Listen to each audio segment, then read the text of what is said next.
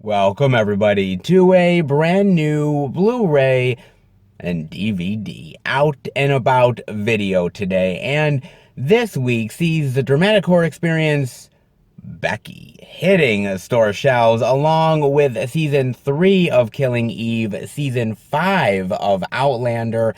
Vestron Video is releasing 2 collector edition Blu-rays, one for the 1975 David Cronenberg directed horror flick Shivers, and the second being the much beloved 1989 horror comedy Little Monsters. And considering that we're in fall and heading towards that wonderful Halloween season, well, of course, there's another edition of Hocus Pocus being released. Yes, the 4K edition, plus much more. So let's go see the deals, exclusives, and we're at our first location, Walmart. So let's go in and see what they got. All right, everybody, we are in at Walmart, and a few things worth checking out over here. The first thing I'm seeing is they have the Blu-ray DVD digital of Cats and Dogs 3, Paws Unite. What? For $19.96, the DVD for $14.96, and okay, I'm not gonna lie, I've never seen Cats and Dogs 1 or 2, so for all you Cats and Dogs franchise lovers, this completes the trilogy? The highly anticipated end of the trilogy or something like that? I don't know, man. I'm a little bit confused on this one. Oh, Puration Mass Mayhem. What the hell? What is this about? It's been 10 years since the creation of the Great Truth. Another joint species surveillance system designed and monitored by cats now to keep the peace. Really? Oh, an agent of chaos is having the decades-old war back on again. Okay, all right. I definitely have not watched this one, guys. Look, I'm not gonna lie. I like cats and dogs movies. I love pets, man. I'm a big dog fan. I'm kind of a lesser fan of cats. I don't know. Cats and I don't always get along the best. I think cats sort of get the hint that I'm more of a dog lover than anything else. But I love their, it's cute movies for the family. Kids get into them. Adults get to enjoy sort of the dogs and cats and pets as well. So it's a good time to sit down with the family. Do you have to have watched the first 2 films to have understand the third film? I don't know, man. So weird. Okay. Color me surprised on this one. Okay, if you guys enjoy the Cats and Dogs franchise, and who doesn't? Even though I've never really heard of it before. Sure, why not? Cats and Dogs 3. Alright. They also have over here a DVD of Happy Halloween Scooby-Doo for $14.96. Look at this. Oh, so nice. Look at that. An original movie. Awesome. Oh, very cool, dude. Festival of Fright. Oh, ho, ho, ho. Oh, I love this time of year, man. All these kind of interesting Halloween movies and specials are coming out, man. I love this time, dude. So fantastic, man. Scooby-Doo and Shaggy's favorite holiday is upon us. Pumpkin patches tainted by toxic ooze. Oh. Create high-flying jack-o'-lanterns and king-size pumpkin. It's up Scooby-Doo and the gang, who would team up with their pals Bill Nye the Science Guy and Elvira, Mistress of the Dark. Oh my god. If there's any movie that could bring together Bill Nye the Science Guy and Elvira, I guess it would have to be a Scooby-Doo movie, wouldn't it? Oh wow, what an odd pair to team up with, but okay, cool, man. I really do love Scooby-Doo. I was an old school fan of it back in the day when I was a kid. I loved it. I thought that movie Scoob here was really very well done, very imaginative. Loved the animation to that. A really great family film, great to get kids into. And Scooby-Doo is another one of those that is really great, man. Just probably is a really fun time. And all these cool sort of Halloween specials for kids is really great, man. Wow. That's awesome, man. Happy Halloween, Scooby-Doo. If you're a Scooby-Doo fan, definitely get into this. And if the kids have not gotten into Scooby-Doo yet, well, what are you doing? Definitely get them into it. Might as well start with a good Halloween special. Who doesn't love Halloween, really? Then I'm seeing over here they have the Blu-ray DVD of Weathering with You for $22.96, the DVD for $17.96, and this is a film by Makoto Shinkai, the director of Your Name, Lee Pace, Alison Brie. Looks interesting. Is this one of those? Oh yeah, it's one of those sort of like Japanese or Chinese sort of anime films.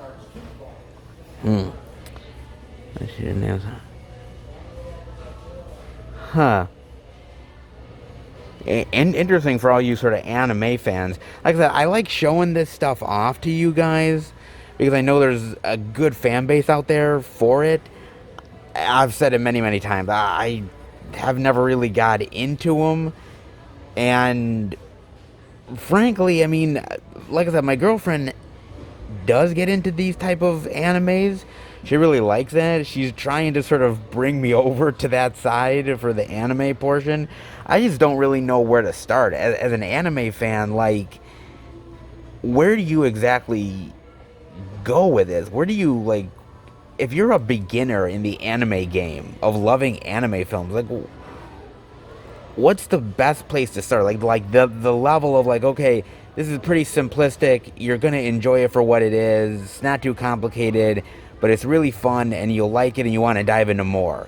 I'm kind of curious what you guys think about that. I think movies like this are probably really cool. And again, anime is a very stunning, very beautiful genre. The imagery is amazing. I'm just kind of curious what you guys think about that. Definitely let me know about that one, guys.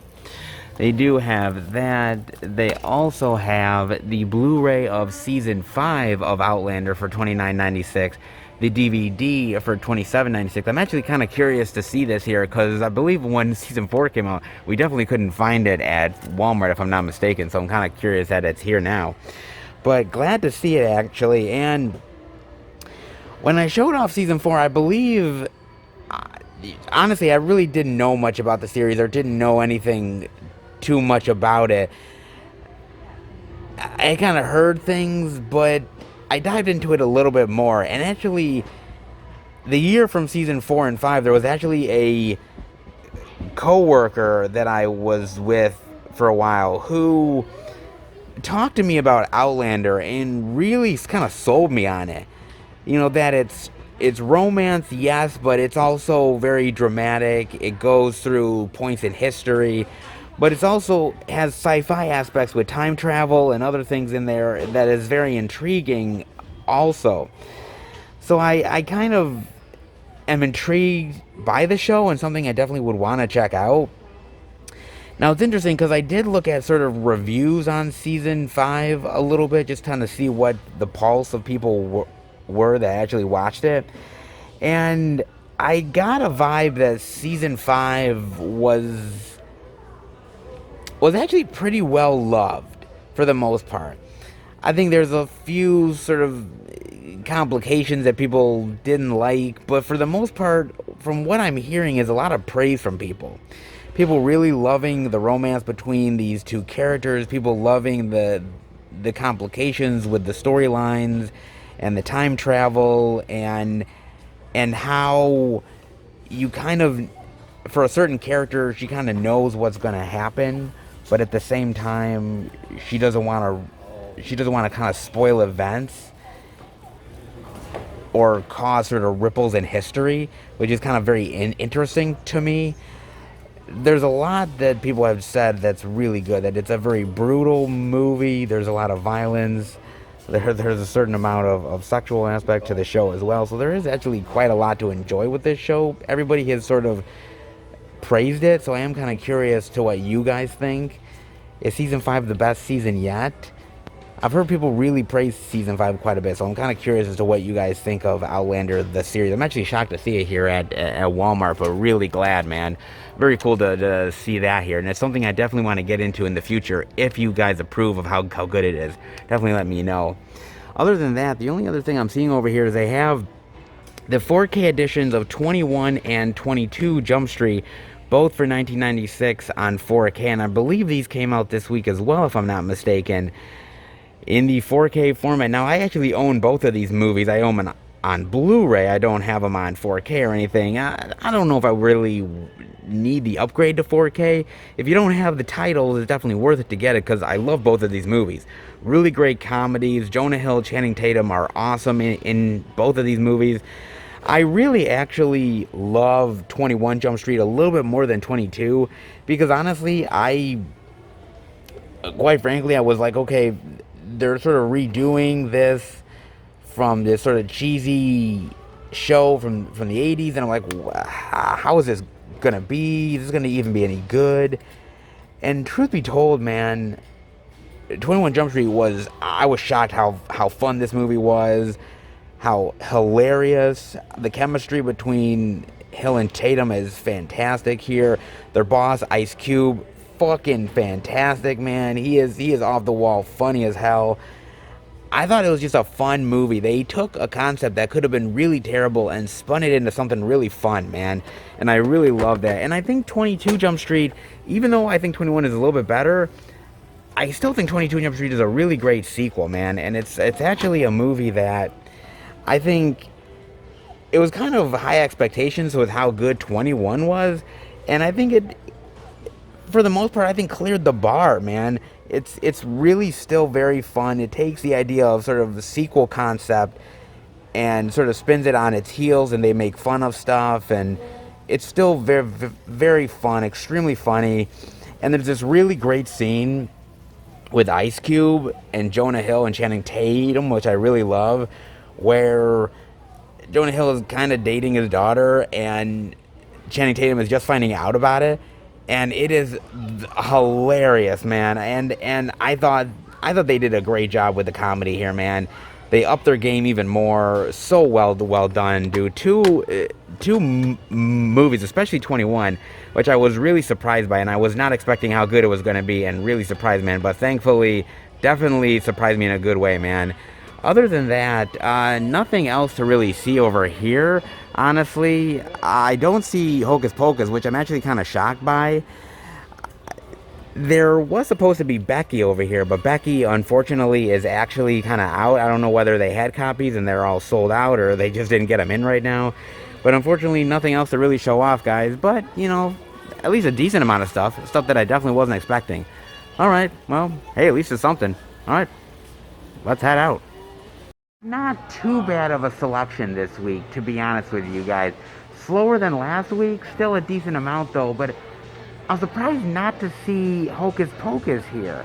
I really am. I mean, actually, speaking of Hocus Pocus, I do see down here they have the Blu-ray digital of Hocus Pocus right here, the multi-screen edition, but definitely not the 4K.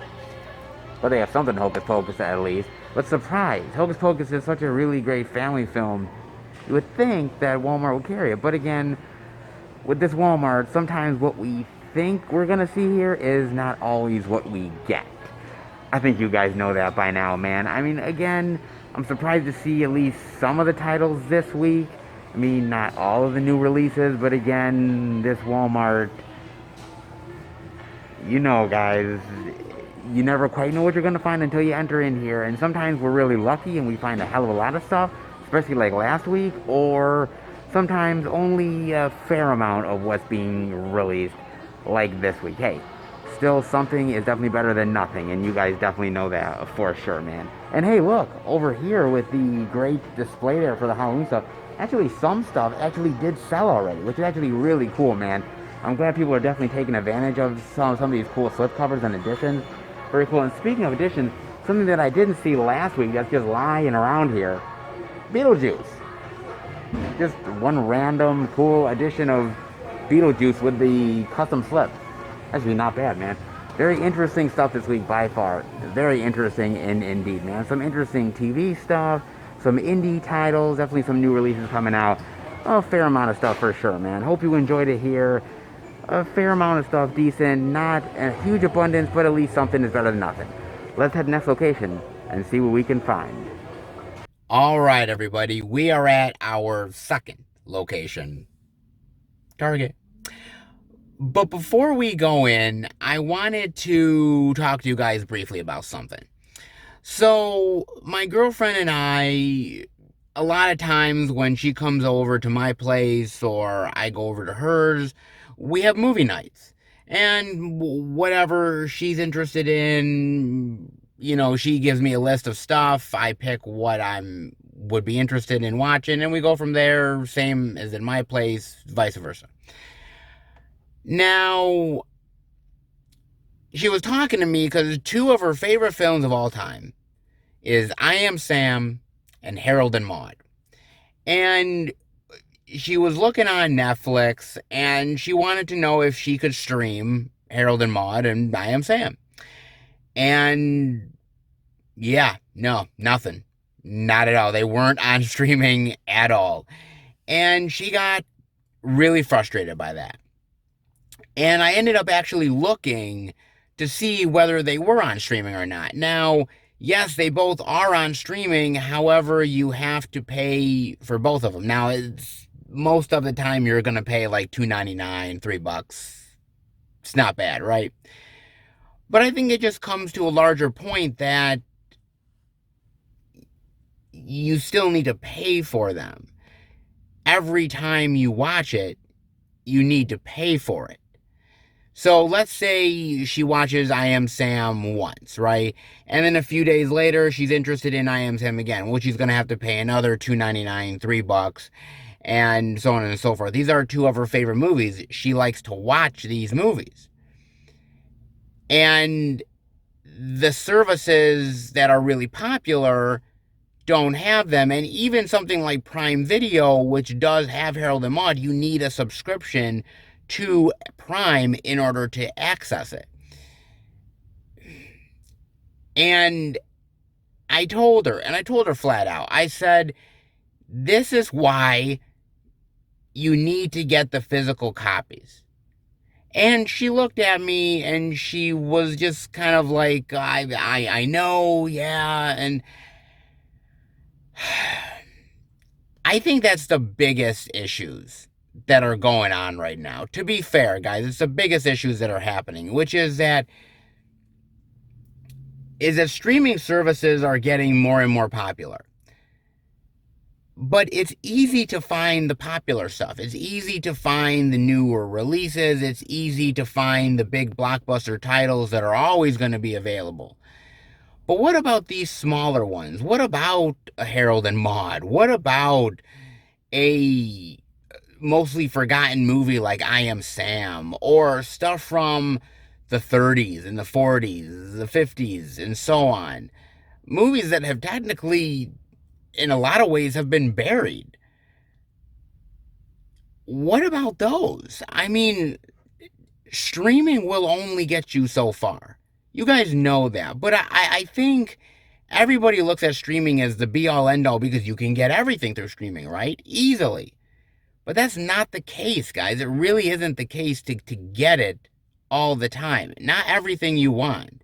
I think for a lot of cinema lovers out there, like myself, who love the older titles, the 70s and the 80s and stuff like that. And I'm not just talking about the popular stuff. I'm talking about the really, niche, out there titles that I guarantee you're just not going to find on any of these streaming sites. And I think anybody who is advocating for physical media, And anybody who is trying to get somebody on the side of physical media, this is what you need to point to. You need to point to, yes, Rocky is going to be on streaming. Of course it is. Yes, the Alien franchise or the Terminator stuff, the new releases, they're going to be there.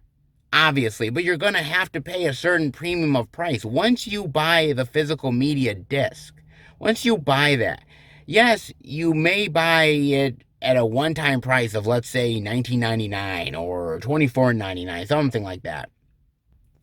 But that's yours. You can watch it anytime you want. Subscription services depend on you staying subscribed to them month in and month out, paying that monthly fee all the time. And not only paying that monthly fee, right, but also paying extra fees on top of it. For instance, when I have Amazon Prime, I like Amazon Prime, but there are a lot of movies out there that, yes, they're available through Prime, but I have to pay an extra $4.99, $2.99. That adds up over the course of a year. That clearly does. But if I love the movie, and if I love the movie enough, then I want to buy it on streaming, therefore I don't have to depend on these streaming services and these platforms. And I think in a lot of ways, people just see the comfort in streaming. That's what they see. They see the sitting down on a couch and not having to pop in a DVD. They see comfort. But they don't see it from a monetary perspective, and they don't see it in a lot of ways from the inconvenience of titles that are just not available to the common everyday public. And I think that's another thing. And no wonder a lot of these films are forgotten, because streaming doesn't offer them, so of course people are not going to get a chance to watch them. There's a lot of factors here through streaming. And I'm curious to what the arguments that you guys make against streaming, against the digital platforms. I'm curious what you guys really go out of your way to tell people to get them into physical media. Are you having those conversations with people?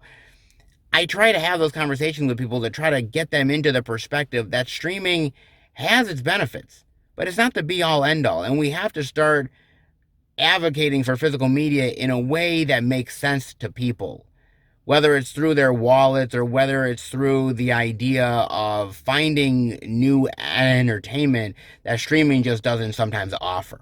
I'm kind of curious to what you guys think, but it was something that I thought about, and seeing my girlfriend's frustration about it, I tended to push back a little bit on her and just said, look, owning these on physical, if you love them, own them on physical. You'll watch them anytime, and you don't have to worry about, trying to buy it constantly through a streaming platform. It just, to me, just doesn't make any sense. But look, that's just me, guys, honestly, man. Definitely let me know what you think about that. In the meantime, it's a lighter of a week. Some interesting stuff still coming out. I think Target might have a few things, but only way to find out is to go in and check it out. So let's give it a look. All right, guys, we are in at Target, and a couple things worth exploring over here. And the first thing I'm seeing is they have the Blu-ray DVD of Weathering with You for $22.99. They have the Blu-ray of Becky for $12.99. The Hunted becomes the Hunter. Very nice. Lulu Wilson, Kevin James, and Joel McHale. Love that cover, man. Great cover, dude. Now, I got a chance to watch this movie on Amazon Prime, and I was actually really interested to watch it for actually a few reasons. One, the movie has been getting a lot of praise by a lot of people, dude. A lot of people have sort of called it a really demented and fucked up version of Home Alone. So I wanted to give this one a look, man, and I'm glad I did. Basically, the premise here is of this girl, Becky, and she is just having a really rough go of it. About a year or so beforehand, her mother ends up passing away. Her father is thinking about remarrying and being with another woman, and she's just very depressed about life and the losses and the adjustments that she has to make.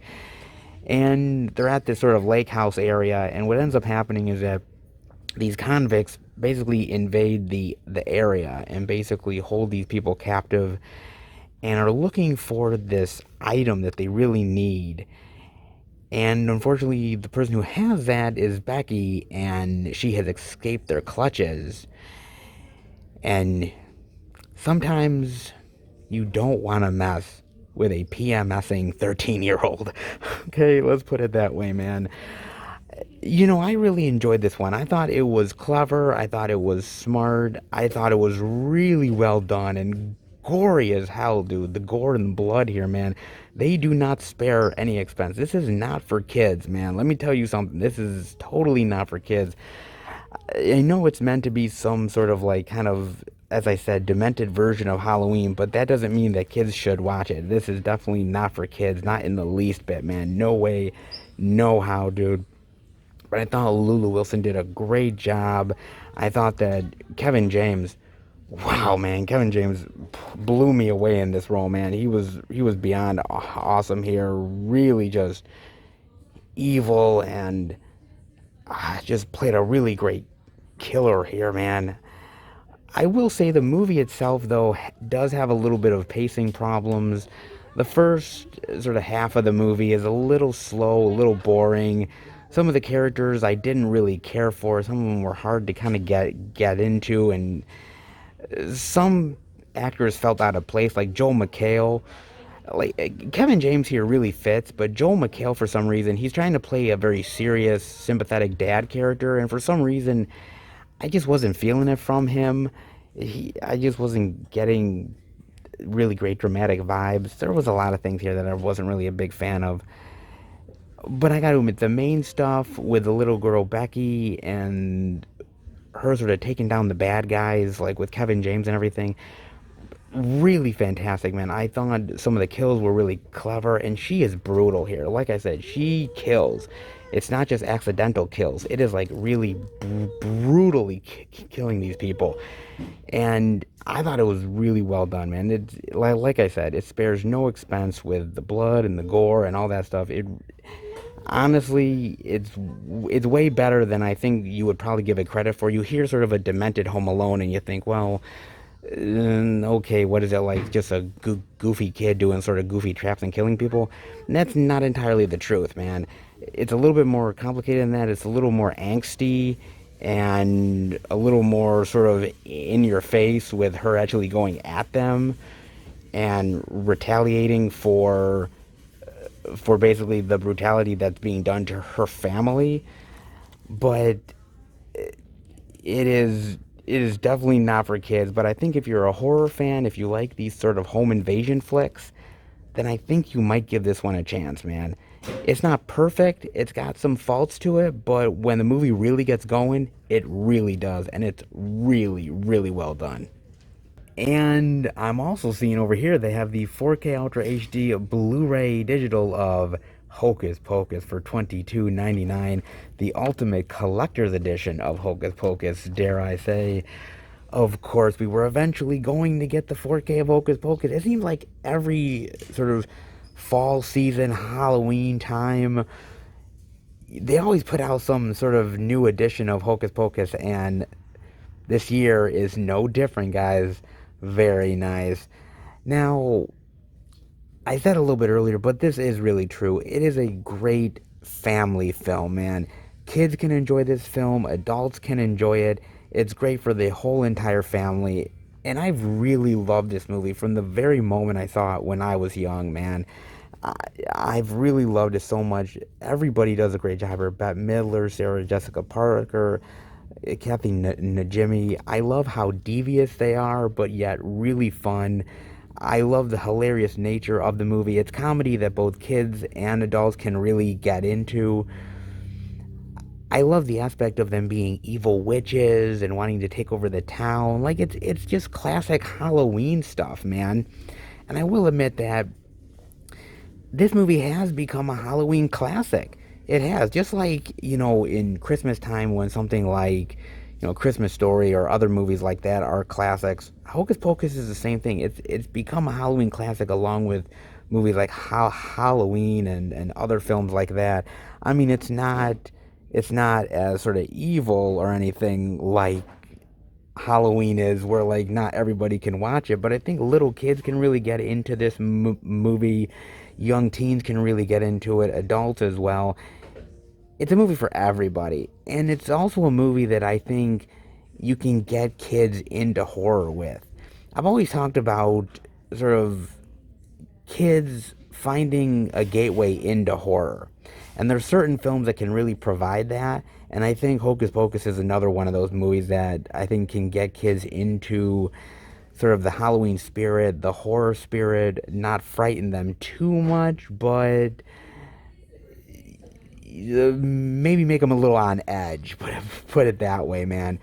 It's just a really fun film, man, and it's nothing but praise here. It's just such a great movie. Everybody can enjoy.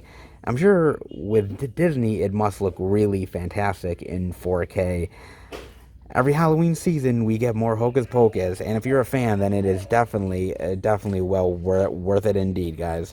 Not half bad indeed, guys. Not half bad one bit. Definitely get your Hocus Pocus fix this year, man.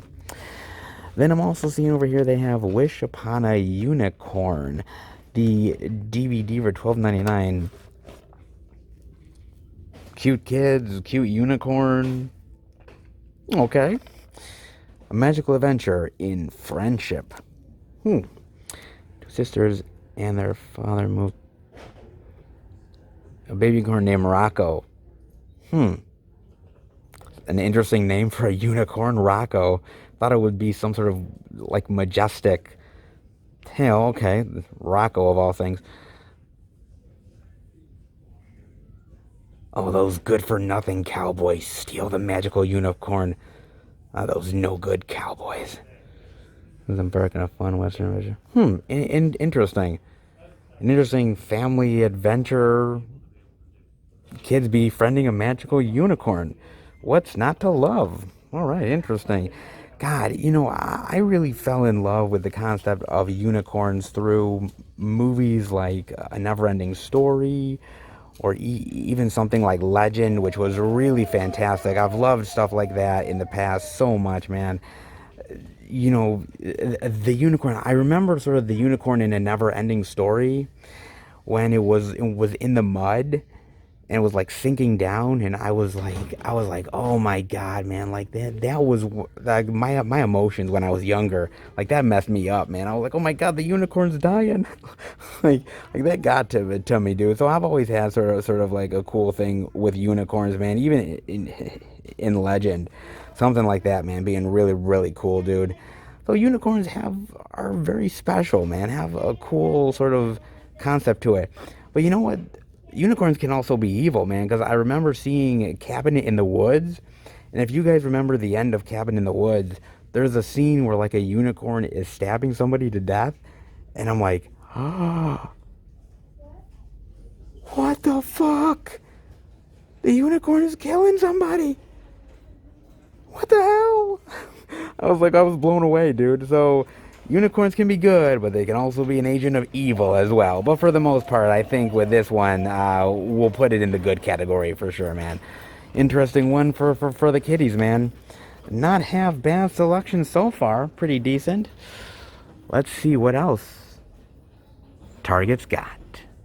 And we are over in the TV releases, guys. And the first things I'm seeing over here is they have the Blu-ray of Outlander Season 5 for $34.99. The DVD for $29.99. Now, usually they have an exclusive here at Target only for Outlander. And indeed they do, guys. The collector's edition exclusive for $44.99 on Blu-ray. And look at this. This is really great. And I think Target is the only one that ever does any exclusives for Outlander. I believe they're the only ones. They always do these exclusives where it's kind of like almost like a picture frame portrait, which these always sell out. Like I see them here for like maybe a week or two at best, and then they completely sell out really fast, man.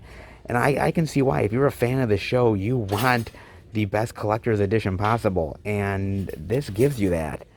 Really cool, man.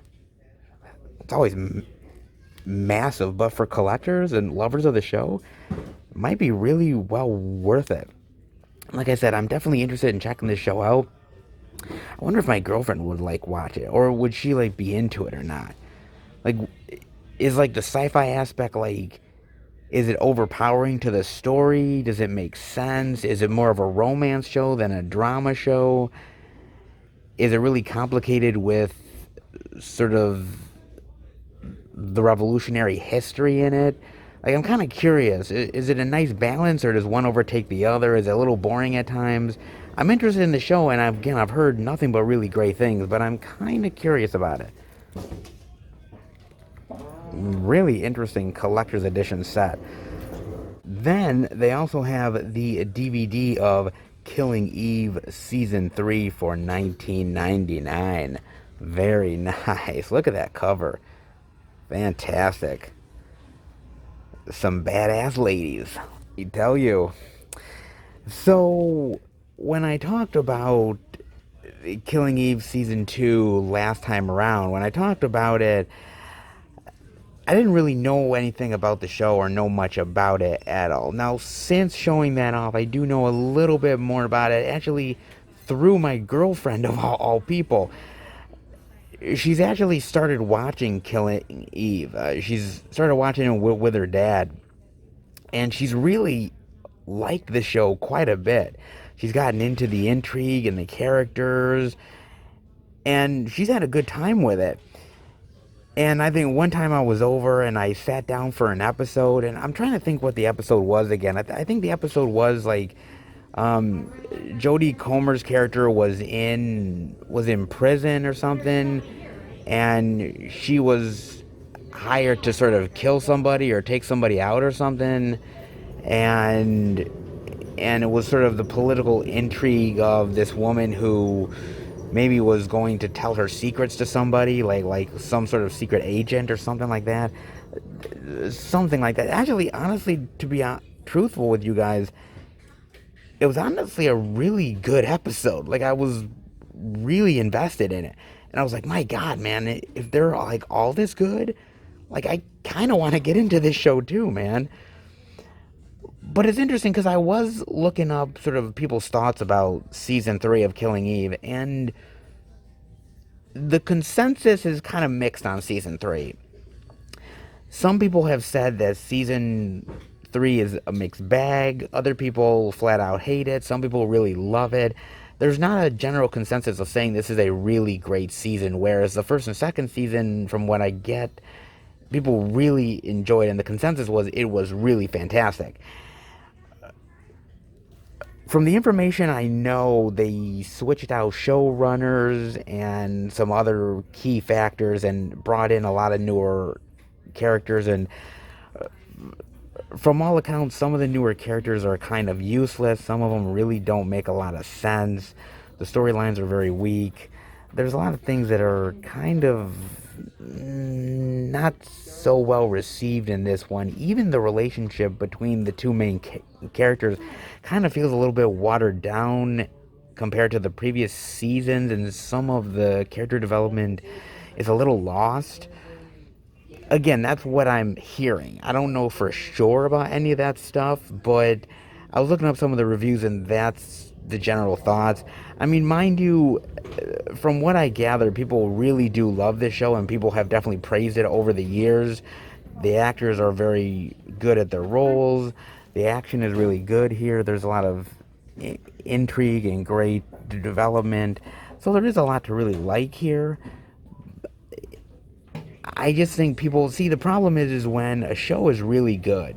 Like the first and second season are really fantastic. Unfortunately, what happens is that the expectations are so high that you can't keep that same quality constantly all the time. There's going to be times where it's maybe not going to live up to the hype that you set for it.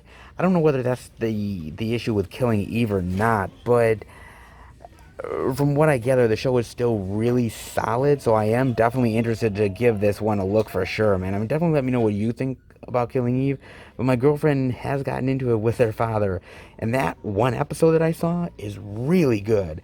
So I might want to give it a look. Definitely let me know what you guys think of that one. Interesting for sure. And interesting so far, man. Not bad here. Let's see if they got anything else worth checking out.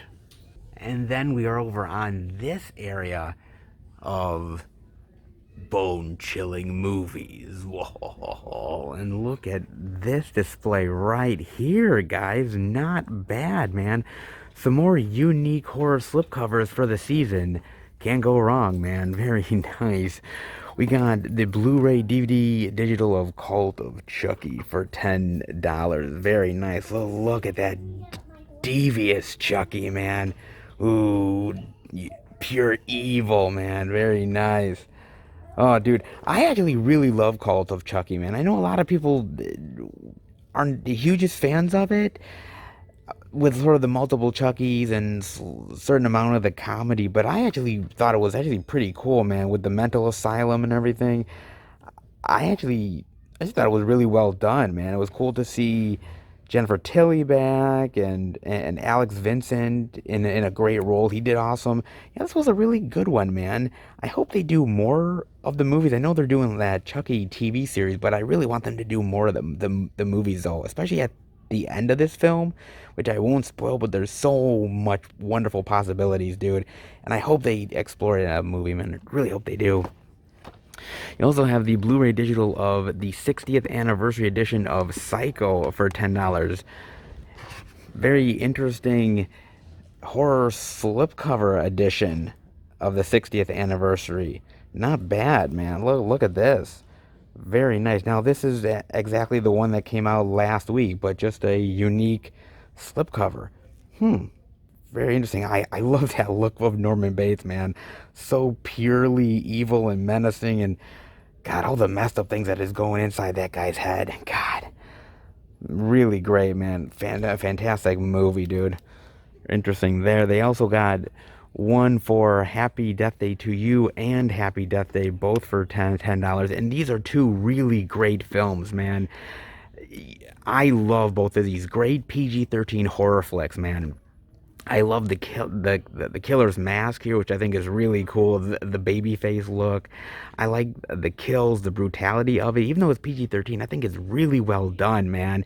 And I know they're talking about doing a sequel, like a third film within the series, which I really hope they do at some point, because I think a third one could be actually really cool.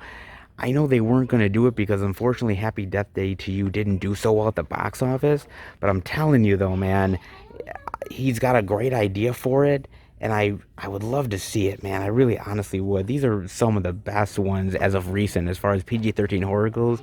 Really fantastic, man. They also have the first Purge. This is interesting. Look at this, man. This is such a unique slipcover for the first Purge, man. And I love the mask, man. It looks like straight out of something like Mad Max or some shit. Man, really great, dude. I can't say the first Purge was the best Purge movie. Like, for me, the best Purge movie is definitely the second one. But this had some interesting ideas, and the mask and the people being all sorts of evil now that they get a chance to kill people. So good, man. And I know they're doing another Purge movie. It was supposed to come out this year, but because of coronavirus and everything, that got pushed back to next year. But I am looking forward to watching another Purge film. I just kind of wonder how many Purge films are they going to do until it kind of gets sort of old hat, because basically the Purge films are kind of the same most of the time. So kind of wonder what angle. I mean, even the TV series was interesting, but after a while, it's just the same thing. People killing people over and over again. It's an interesting concept, and I like some of the movies. It will get tiring after a while, though, you know. But interesting, though. They do have that. They do also have an American Werewolf in London. Really nice, man. Look at this. Very cool. Interesting slip there. God, this is actually a movie that's been released to hell and back on physical, man. My God, there's been so many editions of this movie, and rightfully so, because it is a very popular film, man, and very well done. A great blend of horror and comedy together, and one of the best werewolf transformations of all time, hands down. Really fantastic. I actually have the Arrow Video edition, and that is to me the be all end all of buying American Werewolf in London. But if you don't have it, guys, this is a great classic werewolf movie. Really plays with the genre expectations and so well done. John Landis does an amazing job here, man. The makeup effects by Rick Baker, pure perfection, man. Also, Get Out as well, which is really great. Slip, man, really great movie, man. I remember seeing this in the theater with my girlfriend and loving the hell out of that movie. Really great one. Also, Halloween. I believe this is the newer Halloween, the 40 years later one. Yes, the later one with Jamie Lee, man, which is good. I liked it. I wasn't quite in love with this one, unfortunately, like I was with some of the other Halloween movies. It's got an interesting idea. Jamie Lee coming back after all these years. It's got some good stuff in it, but it was a little lacking to me. But I will admit, though, that I am looking forward to the sequel. And of course, stupid coronavirus. We were supposed to get it this year, but got pushed back a whole goddamn year, man. But I am looking forward to it. And come on, anytime Jamie Lee comes back to the franchise, you gotta respect it, man. You got to. They also have the Friday the 13th. The remake. Jason Lives, Many Will Die. Very nice. They have this one. Now, mind you, this is not my favorite Friday the 13th movie. It's kind of low on the totem pole.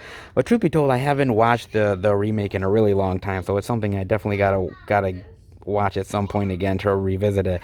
And mind you, that really wonderful, luscious looking Friday the 13th box set is right around the corner. Oh, I cannot wait, guys. That's going to be really special, man. At that, they've also got the Blu-ray of Annabelle Creation. Very nice. Look at that. Ooh, interesting. Huh. Disturbing and terrifying. I have to admit that this is probably one of the better Annabelle movies. The first Annabelle wasn't so great, but Creation actually is pretty decent. It's not bad, honestly. You know, the Annabelle series, the Conjuring universe, isn't always the most strongest of horror series. Some are better than others, but Annabelle is very creepy, and if they do it the right way, it can be really effective, and some of Annabelle stuff is. Creation isn't bad, though. We have seen The Curse of La Llorona before. We saw that. We also saw It Chapter 2. First It. The Exorcist. Wonderful. Linda Blair, evil Linda Blair, baby, very nice.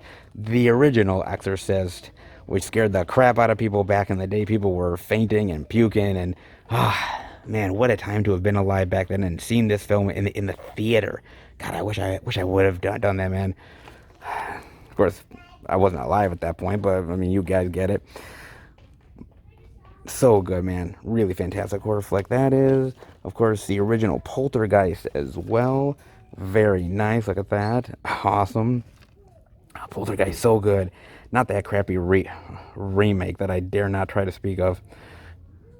So good, man. I know there's like was a Blu-ray edition of Poltergeist that came out years ago, like a special edition that is now out of print, and I really hope that Scream Factory gets this at some point, man, because they did Poltergeist 2 and 3, and they did a really great job on that. And I have 2 and 3, but I never have owned the original Poltergeist.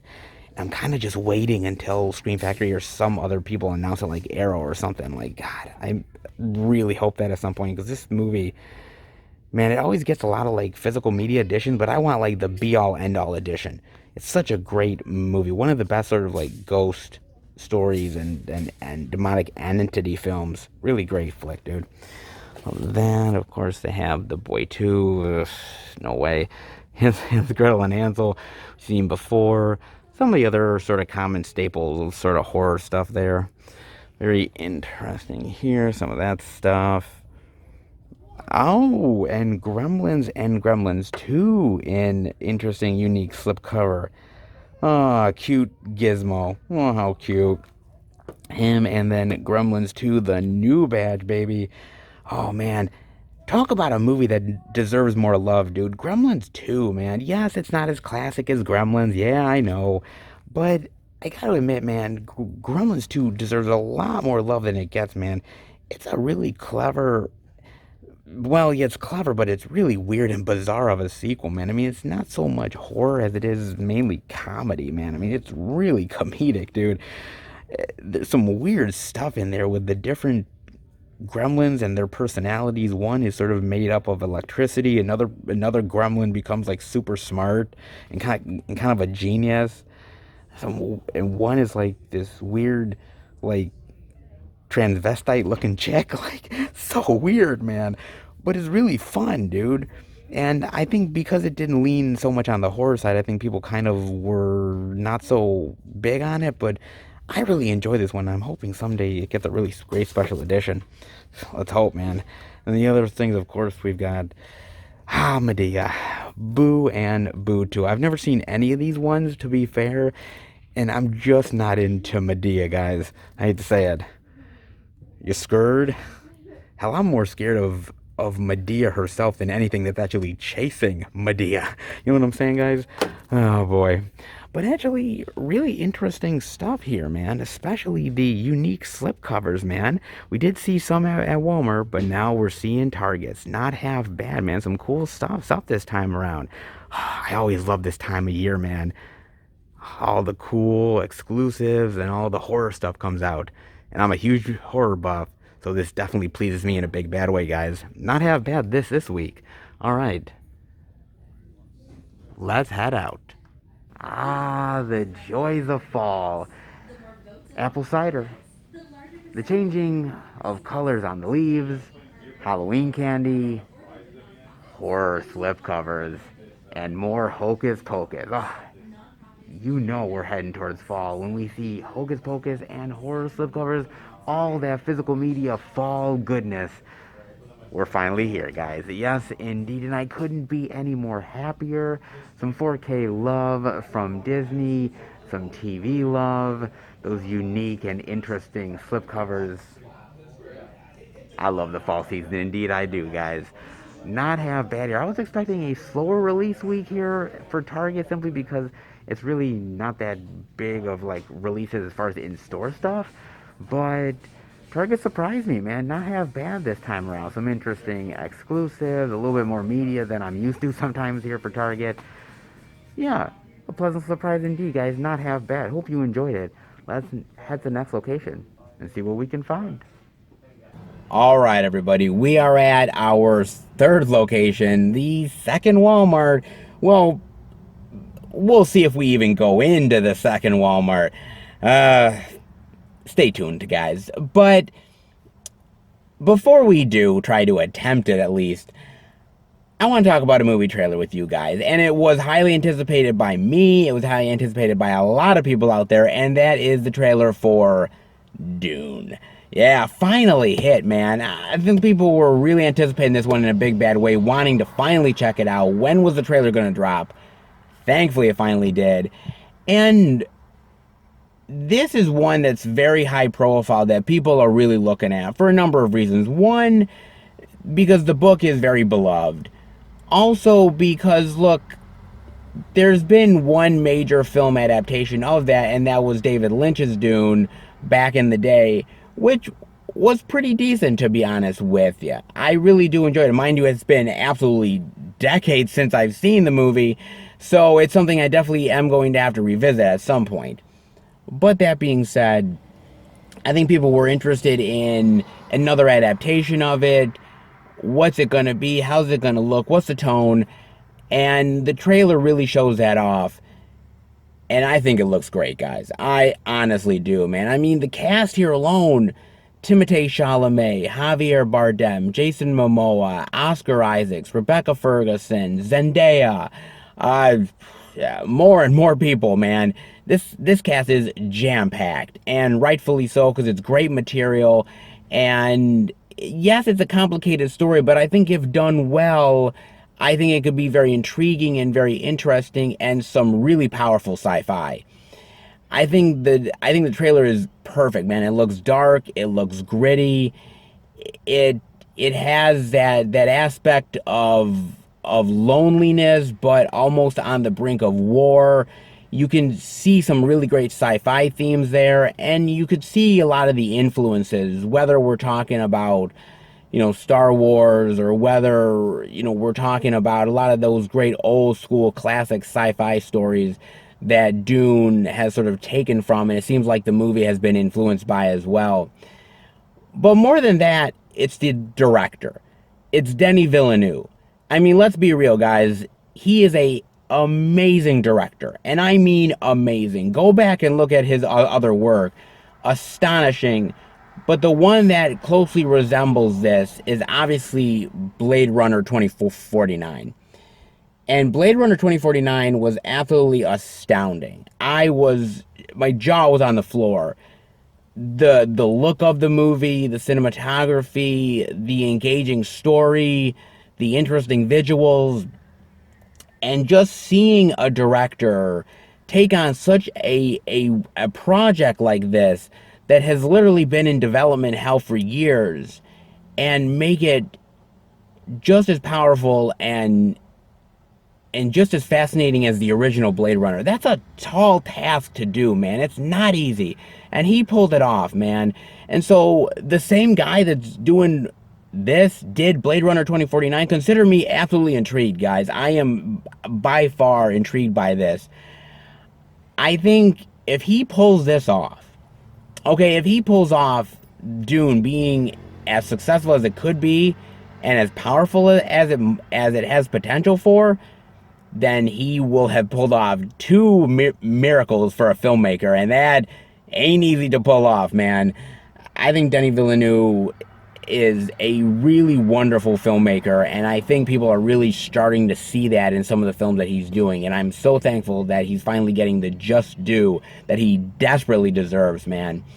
I mean, like I said, the movie has a lot of its faults at times. I think the story and the characters are going to be the biggest thing that's going to either bring this story and make people want to see it and be intrigued by it, or people are going to be really confused.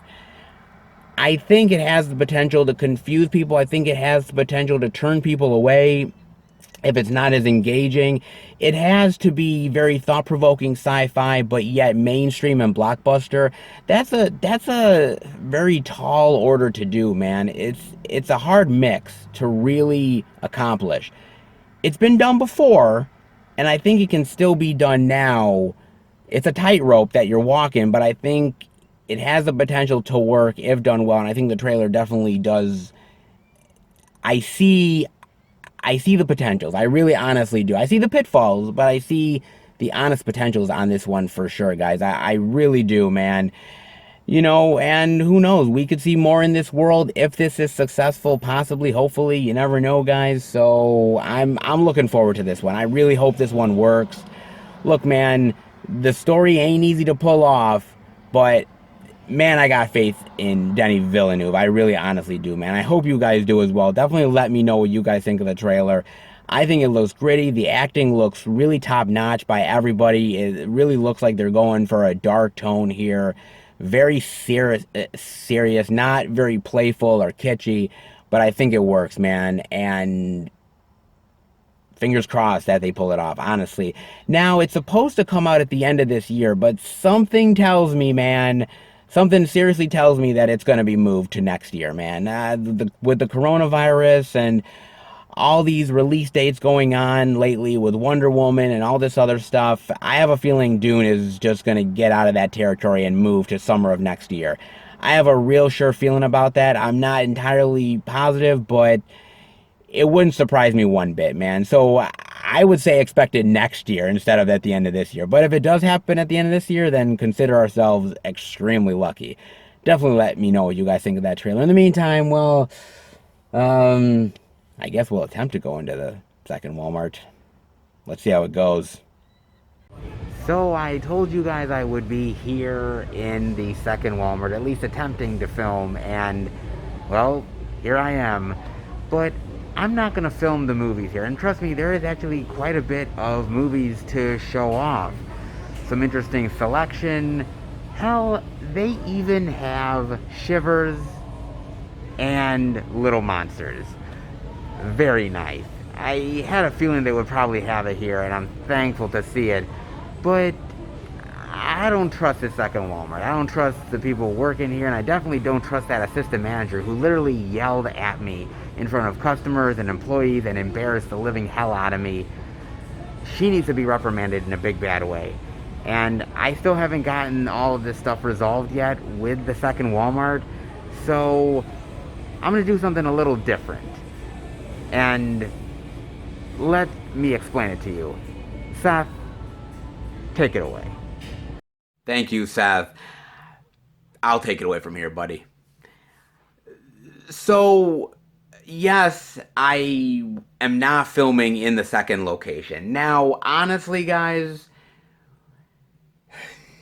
you know how when you go into a store, you kind of feel like everybody is looking at you?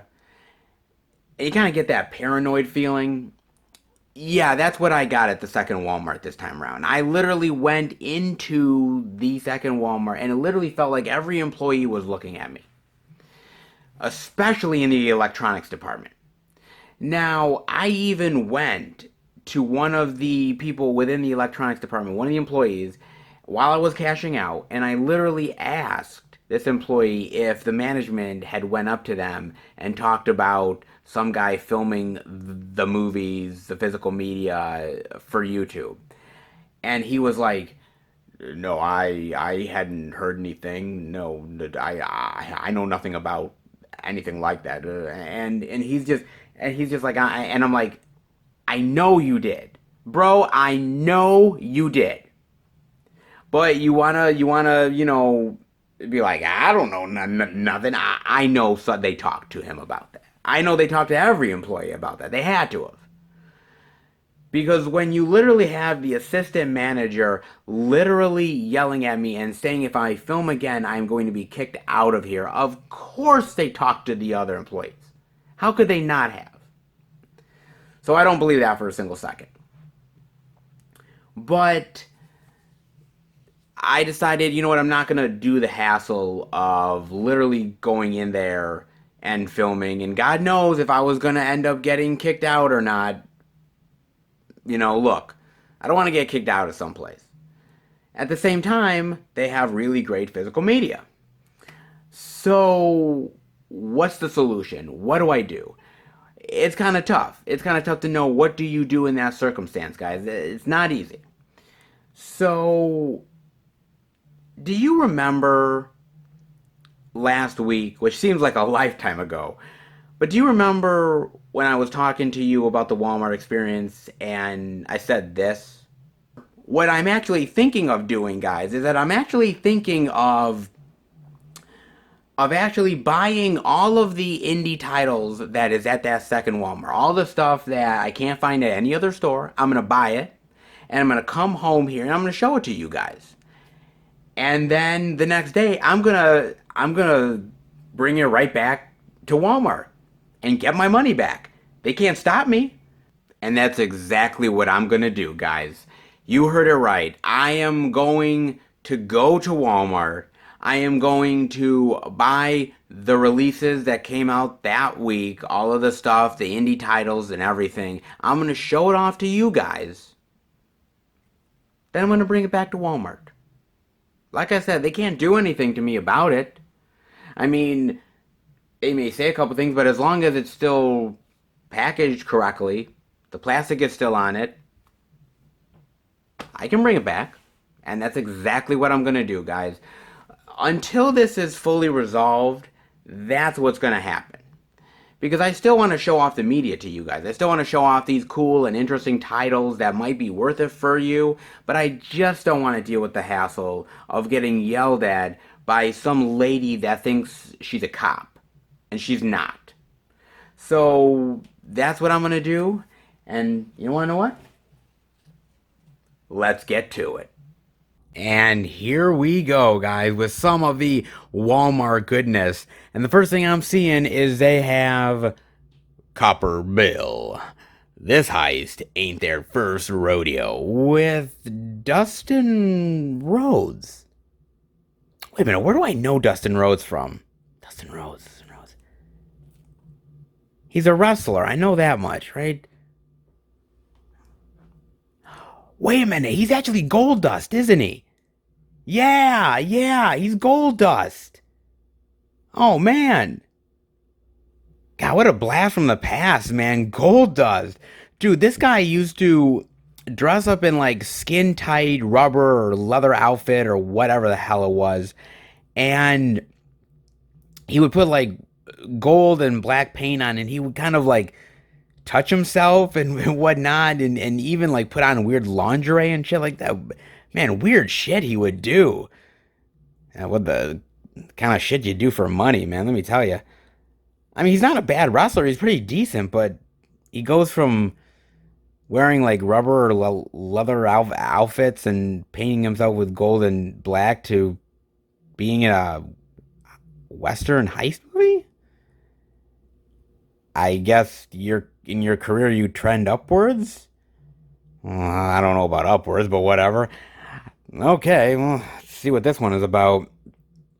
Mitchell and Jessup are two thieves attempting to steal $80 million hidden tax drug money from the famed ranch belonging to a dead member of the infamous cowboy mafia. Unbeknownst to them, the Ranger Louie is also hot on the money trail. Remains of a famed cutting artist copper bill. Okay, it looks interesting. I'm not gonna lie, and I do like a good heist movie. I remember like a year or two ago watching that movie Hurricane Heist, and I was like, I was really in love that, man. So I do love a good heist movie, something like Hard Rain or something. Like it's pretty good, man. I like those type of movies. Then again, I'm not a big fan of westerns, so then maybe it might be interesting, but Dustin Rhodes as sort of this badass. I mean, he's a decent wrestler, but acting wise, I guess. I mean, nah, I don't know about this one, man. I mean, maybe it could be good, maybe it could be decent, but the guy who used to wear female garments and leather rubber outfits is now trying to be a badass. Okay. Then the next thing I'm seeing over here is they have 90 feet from home. It's time to right the wrongs of the past. With Eric Roberts, Dean Cain, and Shawn Michaels. My God, man, another wrestler? Good Lord, what is this, man? Like everybody's getting into the acting game now who's a wrestler? What the hell, man? A former troubled Major League Baseball player comes home to a rural Texas to confront his abusive stepfather before devising a plot to kill him. Okay, jeez. Man, this guy definitely must have had it coming. Holy shit. It's got a good cast, man. I mean, I love Eric Roberts. Well, I mean, let's be real here. Eric Roberts, not everything he touches is gold. He's done a lot of clunkers, man. And Dean Cain, well, he's had his fair share too. But they're decent actors. But I mean, Shawn Michaels? I mean, come on, man. Why? What? What is up with these wrestlers, man, trying to become actors? I mean, I get it. You know, you look at Hulk Hogan. Yeah, he made some decent stuff. He's made a lot of garbage, but hey, he got money off it, man. I mean, you look at him, Andre the Giant, you know, did some acting stuff as well. Yeah, Roddy Piper, The Rock, all kinds of them, man. I mean, they're all kind of getting into the game, but some are better than others. You know, Batista and whatnot. I mean, you all can't be Dwayne Johnson, man. Y'all can't be the superstar actor. I mean, some of you ain't good, okay? I mean, you're good wrestlers. You're decent. I like Shawn Michaels. He's a cool dude from everything I've seen of him from wrestling when I watched it years and years ago. But why get into the wrestling game? Why? What's the point, man? I don't get it. I don't understand, man. All these motherfuckers getting into the acting game. I mean, the only thing I can think of is that they're getting older now, so they probably think to themselves, well, I obviously can't wrestle as much as I used to, so why not get into the acting game? I mean, if The Rock can, put up an eyebrow and make $1 million, why the hell can't I? Yeah, but you're not The Rock, bro. You're not The Rock, man. I don't know about this one, man. Aye.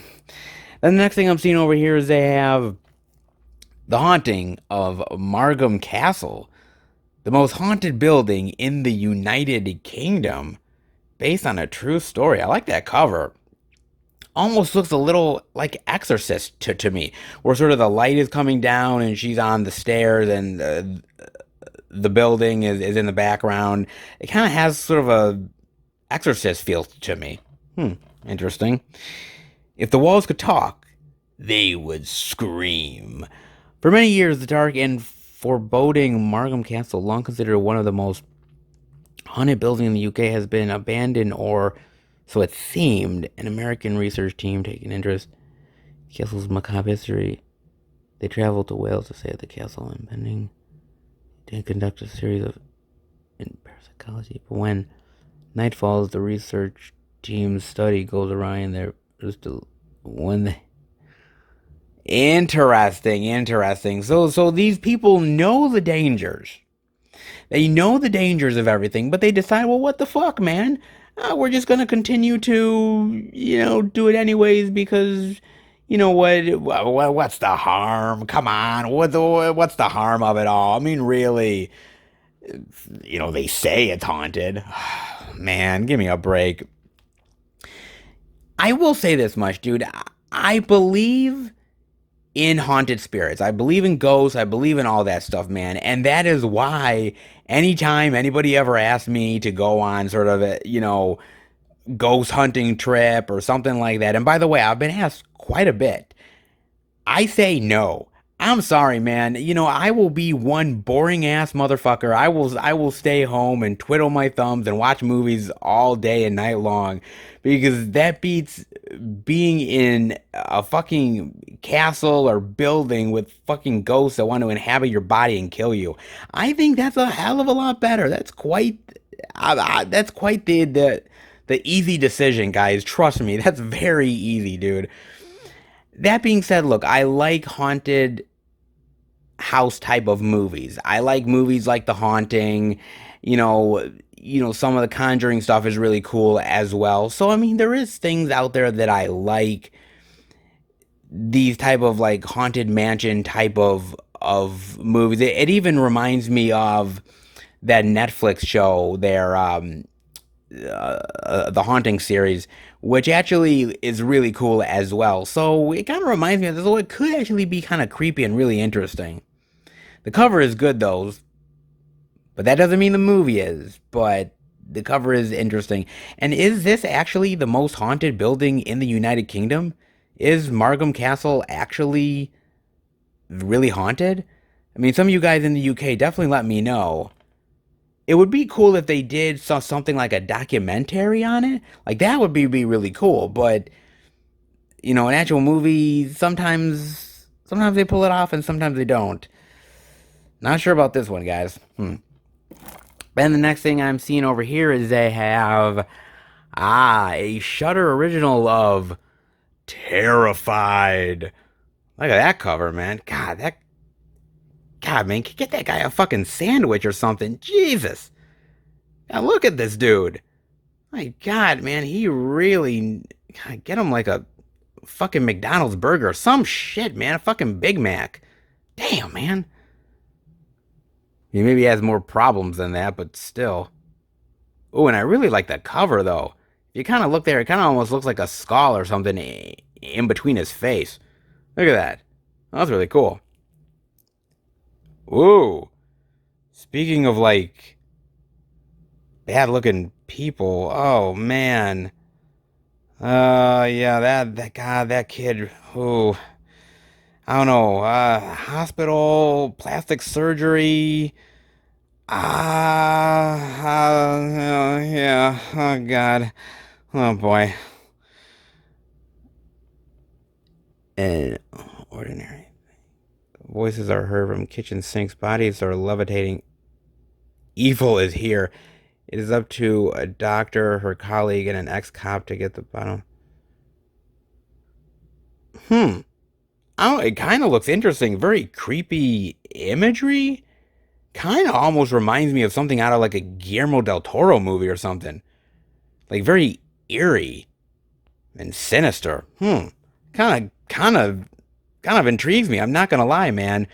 I mean, look, some of Shudder's stuff is really good, and others, as I've experienced in the past, are a little boring and a little lifeless. This does look really interesting, though.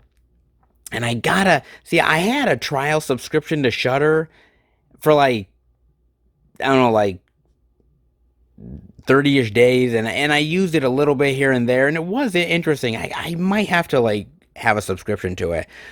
Yet another service I would have to subscribe to, but it might be worth it if the Shudder originals are good. Because I have experienced a few that I haven't liked, but for the most part, some of them I've seen have actually been pretty decent. Definitely let me know what you guys think of this one. That's interesting. Then over here I'm seeing they have Time Loop. This movie will blow your mind. Look at that cover, man. That is very bright, wild. I like that cover, man. What will have changed when they return? Ooh, I can already see what the synopsis is now, baby. Let's see. A young Londoner scientist wanting to take up his new role as a university assistant in London has traveled to the south of Italy to help his father, which should prove the veracity of Nikola Tesla's theory. Laboratory is located in that. Ooh. Oh, that's interesting. Ooh, I kind of like that. I love movies like this, where it's like it deals with time travel and time loops and the complications of it and the dangers. I love that stuff so much, man. Some of it is pulled off really well, and other times, not so much, man. I mean, look, time travel is really complicated, and sometimes some filmmakers do it better than others. It's not easy to pull off, man. I think I think sometimes it's overcomplicated for the viewer. You know what I'm saying? Like sometimes I look at a viewer and I'm kind of like I kind of look at what the viewer is thinking because I'm like, okay, if you're doing this, then doesn't that affect this and doesn't that affect that and wouldn't this cause that? And you get into a lot of inconsistencies and a lot of plot holes and yeah, at a certain point you start to sort of lose interest. I hope that's not like this. But I gotta tell you, from the cover with that cool machine, from the synopsis, I would definitely be into this one for sure. Definitely let me know what you think of Time Loop, man. Time Loop looks really fascinating, dude. And then I'm also seeing they have Widow's Point, based on the best-selling supernatural novel Their Ghosts Are Waiting Here. Oh, very nice. With Craig Schaefer. Awesome, man. Very cool. And a haunted lighthouse on a publicity stunt to promote the new book. A force which will haunt and terrorize any who enter. Ooh, very nice, man. Look at that. Now, I have heard of Widow's Point.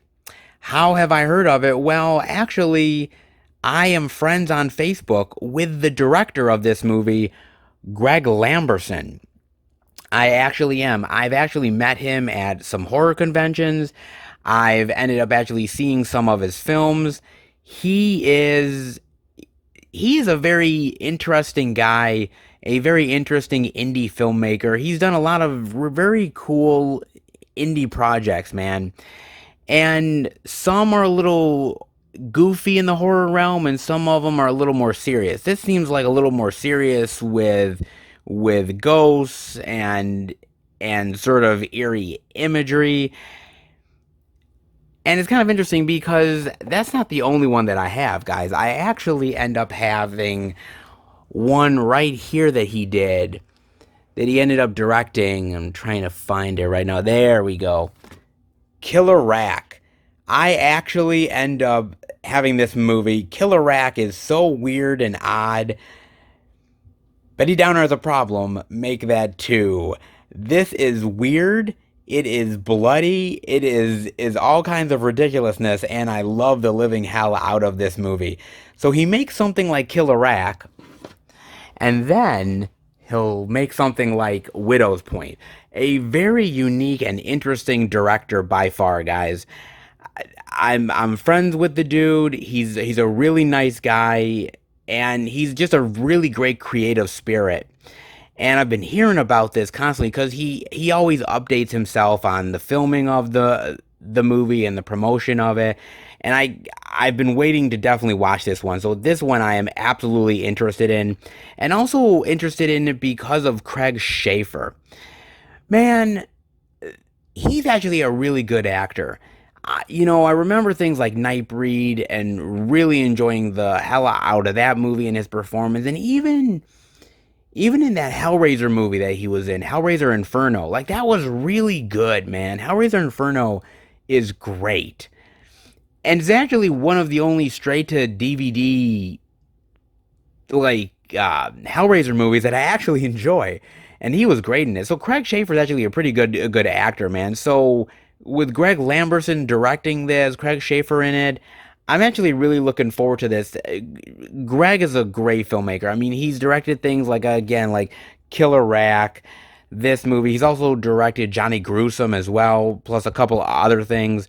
I always look forward to what he does because he's a unique filmmaker that doesn't get exactly sort of held in one box. He's kind of does a lot of unique things within the genre. So Widow's Point looks really interesting, and this is one that is definitely on my radar. And more indie Walmart goodness with none other than Baba Yaga. Terror of the Dark Forest. Look at this, man. What a cover. Oh my god, that baby is in so much trouble. Holy shit. Look at the weird creature. It's almost looked like it's being held together by Twizzlers or something. Look at that. Like weird demonic Twizzler. Twizzler creature. Oh my goodness. What the fuck? Oh Lord, man. What the hell is this? Oh, and weird creepy kids. Great. Wonderful. What else can we throw in? Legendary horror from the director of Mermaid, Lake of the Dead. I remember that one. Yeah. Good times, I guess. Our young family hires a nanny to look after their children, but after gaining the trust of the unsuspected, their new guardian examines. They named their son Igor? Who the hell names their son Igor? Like, really? Like, what about, like, Paul or Dave or Harold? Igor? And you've seen way too many Universal movies.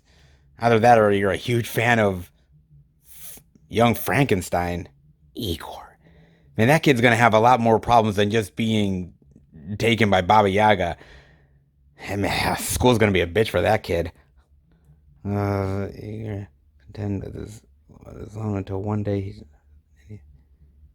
within recollection. An ancient demon, Baba Yaga. Oh, interesting. Look at the imagery. Oh, look at that baby. Oh my God. I don't think he wants I don't think the creature wants to swaddle. No, I don't think he wants to cuddle with the kid. Oh Lord. Oh my God. Baba Yaga. Oh wow. It kind of is really interesting, the idea of them being forgotten and this demonic spirit wanting to kind of, take the children. It's interesting. There's a lot of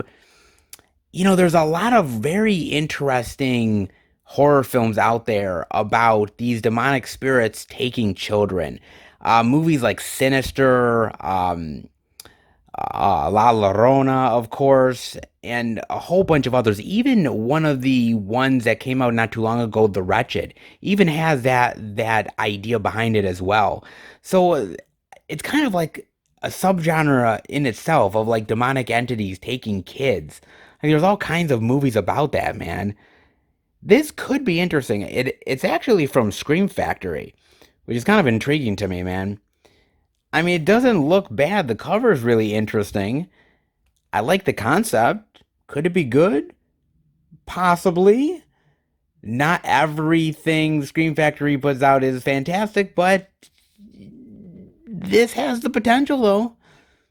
Creepy kids, demonic entities, little babies. Everybody's in danger in this motherfucker. All right. Then, oh, good God. The next wonderful Fast and Furious ripoff. Oh, boy. Fast and Fierce Death Race. Ride or Die. With DMX and Fresh. Well, to be fair, I have heard of DMX. I'm not that out of sync that I don't at least know DMX, but I certainly don't know who the hell Fresh is, man. A nitro fuel thrill ride in the tradition of the Fast and the Furious. No, you ripped the Fast and Furious off, man. Don't give me that bullshit. You ripped that motherfucker off, man. What is this about? Gent on his way. Cash prize for an illegal car race. Go to California. Interesting. Oh, okay. Ah, boy. Oh my God. Literally, how many Fast and the Furious ripoffs have we seen, man? God, I can't. I've lost count. Oh my God, man. Like, it's like every now and again, it's like trying to fool people into buying it. You put, you know, fast cars, good looking broads in a movie, and hey, they'll eat it up, right? No, dude, no, man, it's just crap. I mean, another rapper turned actor. Jeez, that's a revelation. It's probably a pale comparison to anything Fast and the Furious does, man. I mean, look, Fast and the Furious is over the top ridiculous cheese. Let's be real here. But you want to know what? I will take big blockbuster cheese over just this crap that's just trying to imitate it and probably can't even do it successfully, man. I mean, a poor man's Dom Toretto, a poor man's Paul Walker. I mean, get the fuck out of here, man. Fast and Furious. What bullshit is this? I mean, the Death Race series is better than this. The Fast and Furious. I mean, Fast and Fierce. Get it? Oh, fuck this movie. Fuck that. Fuck. And then the next thing I'm seeing is, oh yes, two from the Vestron Collector Series, Little Monsters and Shivers. Yes, I was so excited to see these two at Walmart, man. Both for $12.96. Great prices, man. And we start with Shivers. Oh, look at this, man. That's a great cover, dude. I love that. Being terrified is just the beginning. And you want to know what this reminds me of, dude? It reminds me of things like Slither or Night of the Creeps, where like these weird slug-like things are like entering into your body and taking over you. And oh man, like body horror, dude. Oh, Cronenberg is one of the best when it comes to body horror. I will admit that, man. God, so long ago, man. I haven't seen this thing in ages, man. But I remember this was one of my first introductions to Cronenberg. And I just thought this was just really twisted and just gooey, and it really got under my skin. And I just thought, my God, man, this guy, whoever directed this, is demented. And trust me, there was more demented stuff to come from Cronenberg, but man, he really he really showed off some really great talent with this one, man. And it's a movie that not many people really talk about. I mean, they talk about The Fly and they talk about a lot of other Cronenberg films, but Shivers tends to get a little bit on the back burner. But I think it really deserves a little bit more love, and I'm hoping with this collector series that it kind of gets it, because it is, I think, better than some people might think it is.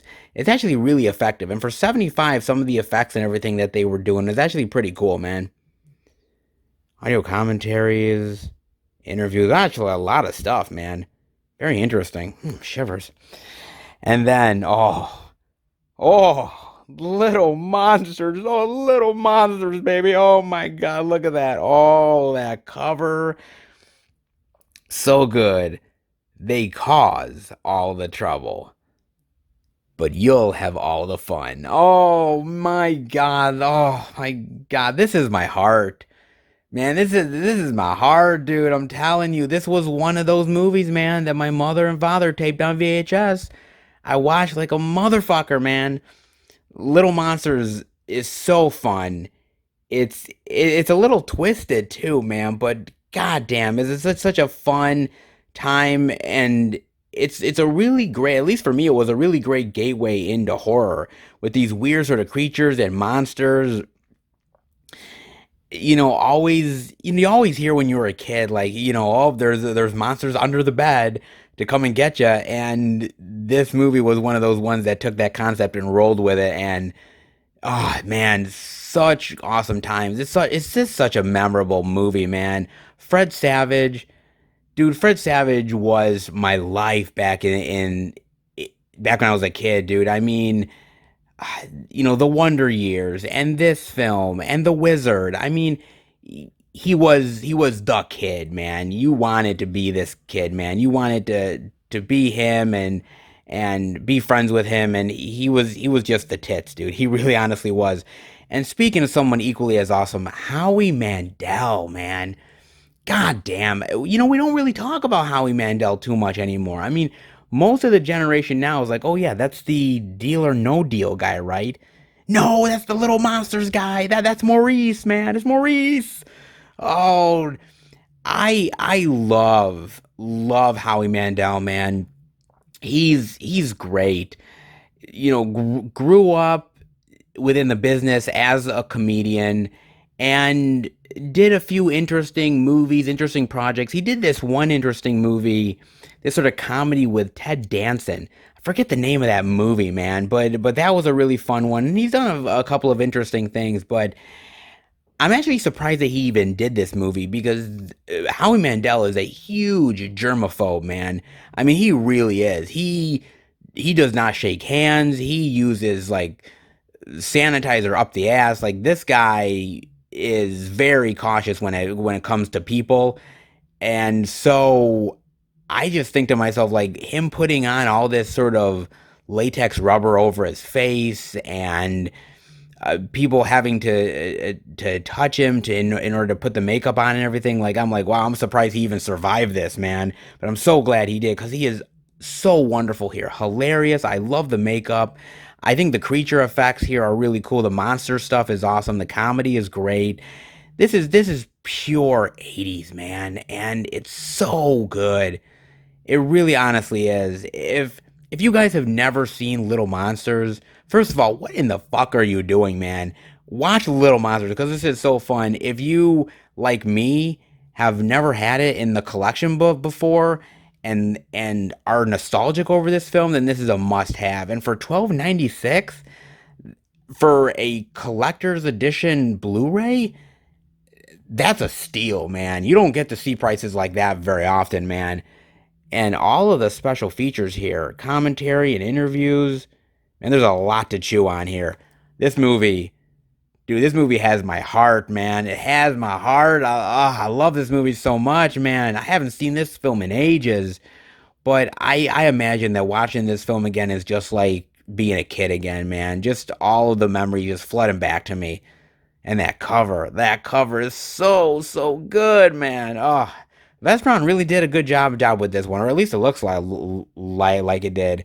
Oh, oh man, the memories are flowing back, man. So good. So good, dude. Oh, definitely a worthy pickup. And so is Shivers, man. And actually, not bad this week. Some interesting stuff here. And of course, the interesting stack over there. Very interesting indeed, guys. Some interesting Walmart goodness worth diving into. And some interesting titles indeed, guys. I know this is not like going over to Walmart and actually showing it on the shelf itself, but you want to know what? I still felt it was really important to show you guys these titles and dive into the physical media and talk to you about them. I just didn't want to do it at the store when somebody's going to come up to me and yell at me and kick me out.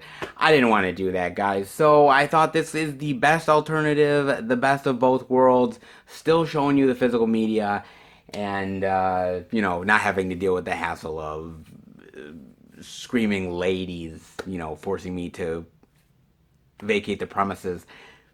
I consider it a win-win, guys. I hope you enjoy it. Definitely let me know if I did a good job on this one, if it interests you for me to continue doing it like this. Definitely let me know, guys. And I also want to say before we head to the next location that I want to thank you guys for your continued support of the channel, going out of your way to contacting 1-800-WALMART and walmart.com and continuing to speak on my behalf. I got a lot of really great messages from you guys that ended up actually saying that you did go out of your way to do that. It humbles me in a big bad way, and I urge you guys to continue to do that. I actually ended up putting in a complaint myself with 1-800-WALMART and talked to them about it, went through the whole spiel of what happened. I still have not heard back. I have not heard back from the second Walmart location. So this has not been resolved yet, guys. So if you guys want to still go on walmart.com, put in the complaint, go on 1-800-WALMART, the phone number, and call them and complain.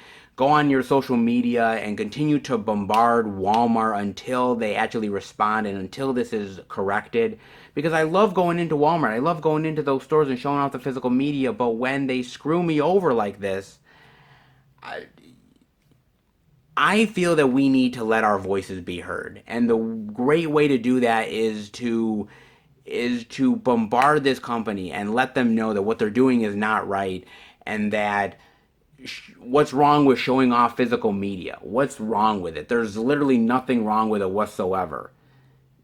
I'm doing nothing wrong. I'm not pranking anybody. I'm not vandalizing. I'm not stealing. I'm not damaging property. There's nothing wrong that I'm doing except for showing off the physical media. And I just don't understand it, man. And so I'm going to continue to be on this. I'm going to continue to call them, and I'm going to continue to find an answer to this and get a response one way or another. But I hope you guys end up getting a response too. I hope you guys continue to make your voices heard, because the only way that we're going to change something is if we make our voices heard. So I really still encourage you guys to do that. But I hope you enjoyed this little detour, this little weird second Walmart home checking out physical media detour. Hope you guys enjoyed it. Still wanted you to show off the physical media, all the great titles that are out there for the week. And still more to come, so let's head to the next location and see what they got. All right, everybody, we are at our next stop along the way, and I think you know where we're going. Absolutely. The Beast Best Buy, baby. Now, it's actually been pretty good for physical media this week. Some interesting stuff at most of the stores that we've been to. Interesting media, some cool slipcover editions. Not bad, actually, this week. And I thought it was going to be a little bit slow. That's why we do the out and abouts, guys. You never know what you're going to get until you actually go in and check it out. And what are we going to see over at the Beast, man? I mean, we could see some cool exclusives. Maybe another Hocus Pocus exclusive. If you remember last time, that was quite an adventure. Let's hope we don't have to deal with that this time around. Who knows what we'll find, but the only way we're going to check it out is let's head inside. So, cross fingers. Let's hope it's good. All right, everybody, we are in at Best Buy under the new releases, and the first thing I'm seeing is, Goodfellas. Yeah, what I'm talking about right here, baby. The 4K Ultra HD Blu-ray Digital Collectibles Steelbook for $22.99. And look at this, man. Actually, this kind of looks really nice, dude. I like the cover to this. It's simple. Sort of the red tie and the black suit. It's simple, but it actually kind of works, man. Huh. Well, it looks pretty good to me, man. Not half bad. And actually, it's the last one, so thank God I actually saw it here, man. Whoa, nice. I kind of knew this was coming out. I'm glad I got to check this out, dude. Man, what a great movie, dude. Goodfellas. God. I mean, it's classic. You put it up there with the Godfather trilogy and some of those other great sort of mob gangster movies. So good, man. God, De Niro is great here. Pesci, Liotta, everybody hits it out of the park, man. It's so good, man. You like, am I a clown? Do I amuse you? Like I'm a fucking clown, huh? Oh man, Pesci is so good here, dude. God, it's like classic Pesci, man. Oh, everybody is so great. Paul Sorvino, man. God, dude. This is one of those movies, seriously. It's one of those movies that honestly is, first of all, as a movie lover, this is a must watch. That's by far, that's indisputable. This is a must watch. On top of that, it's just a really great story, and the fact that it's a true story is so wild to me, man. It's so great, dude. It really honestly is. It is, I mean, outside of maybe The Godfather 1 or 2, is there one that is better than Goodfellas? Because I doubt it. I mean, as much as I love Casino, and trust me, I love Casino, it can't really top Goodfellas, dude. It's one of Martin Scorsese's best films. It's one of Pesci's best. Ray Liotta, in my opinion, had never been better since. De Niro is classic here. It's so great, man. So fantastic and so wonderful. This should be in everybody's collection. Like a Goodfellas, doesn't matter, DVD, Blu-ray, 4K. It needs to be in your collection, man. If you are a cinema lover, you cannot call yourself a movie cinema lover if A, you've never seen Goodfellas, and B, if you don't have it in the collection, because this is definitely a must-have title for sure, man. Oh, so cool. It's got a lot of stuff here. It's got the regular special features, the commentaries and everything, but it's also got a bonus disc as well with a bunch of stuff here also. Not bad, actually. Huh. Not bad. Goodfellas. Oh, so good. God. Dude, don't fucking mess with Joe Pesci, dude. He might be a short guy, but he is one angry motherfucker, man. Dude, never, rule numero uno, never fuck with Joe Pesci. And I learned that rule very well in Goodfellas. Not bad, man. Very, very nice. So cool, man. And the next thing I'm seeing is, speak of another very interesting steelbook, A Nightmare on Elm Street, man, for $14.99, baby. And wow, there is a lot of copies of this, man. Holy moly.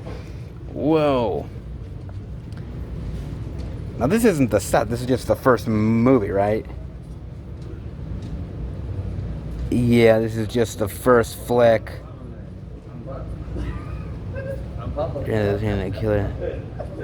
Huh.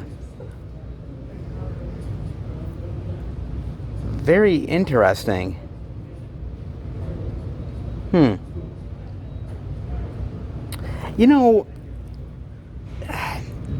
A Nightmare on Elm Street is absolutely fantastic. In fact, yes, you could argue that the top 3 like horror modern day movie villains are Jason, Michael, and Freddy. You could argue that. My favorite among the bunch, my absolute favorite, is Freddy Krueger. Let me tell you something, man. I remember watching this movie when I was a kid. My mother and father taped it on VHS, and I remember watching it at a young age, and it literally scared the living hell out of me, man. No lie. This thing scared me to death, dude. Seriously.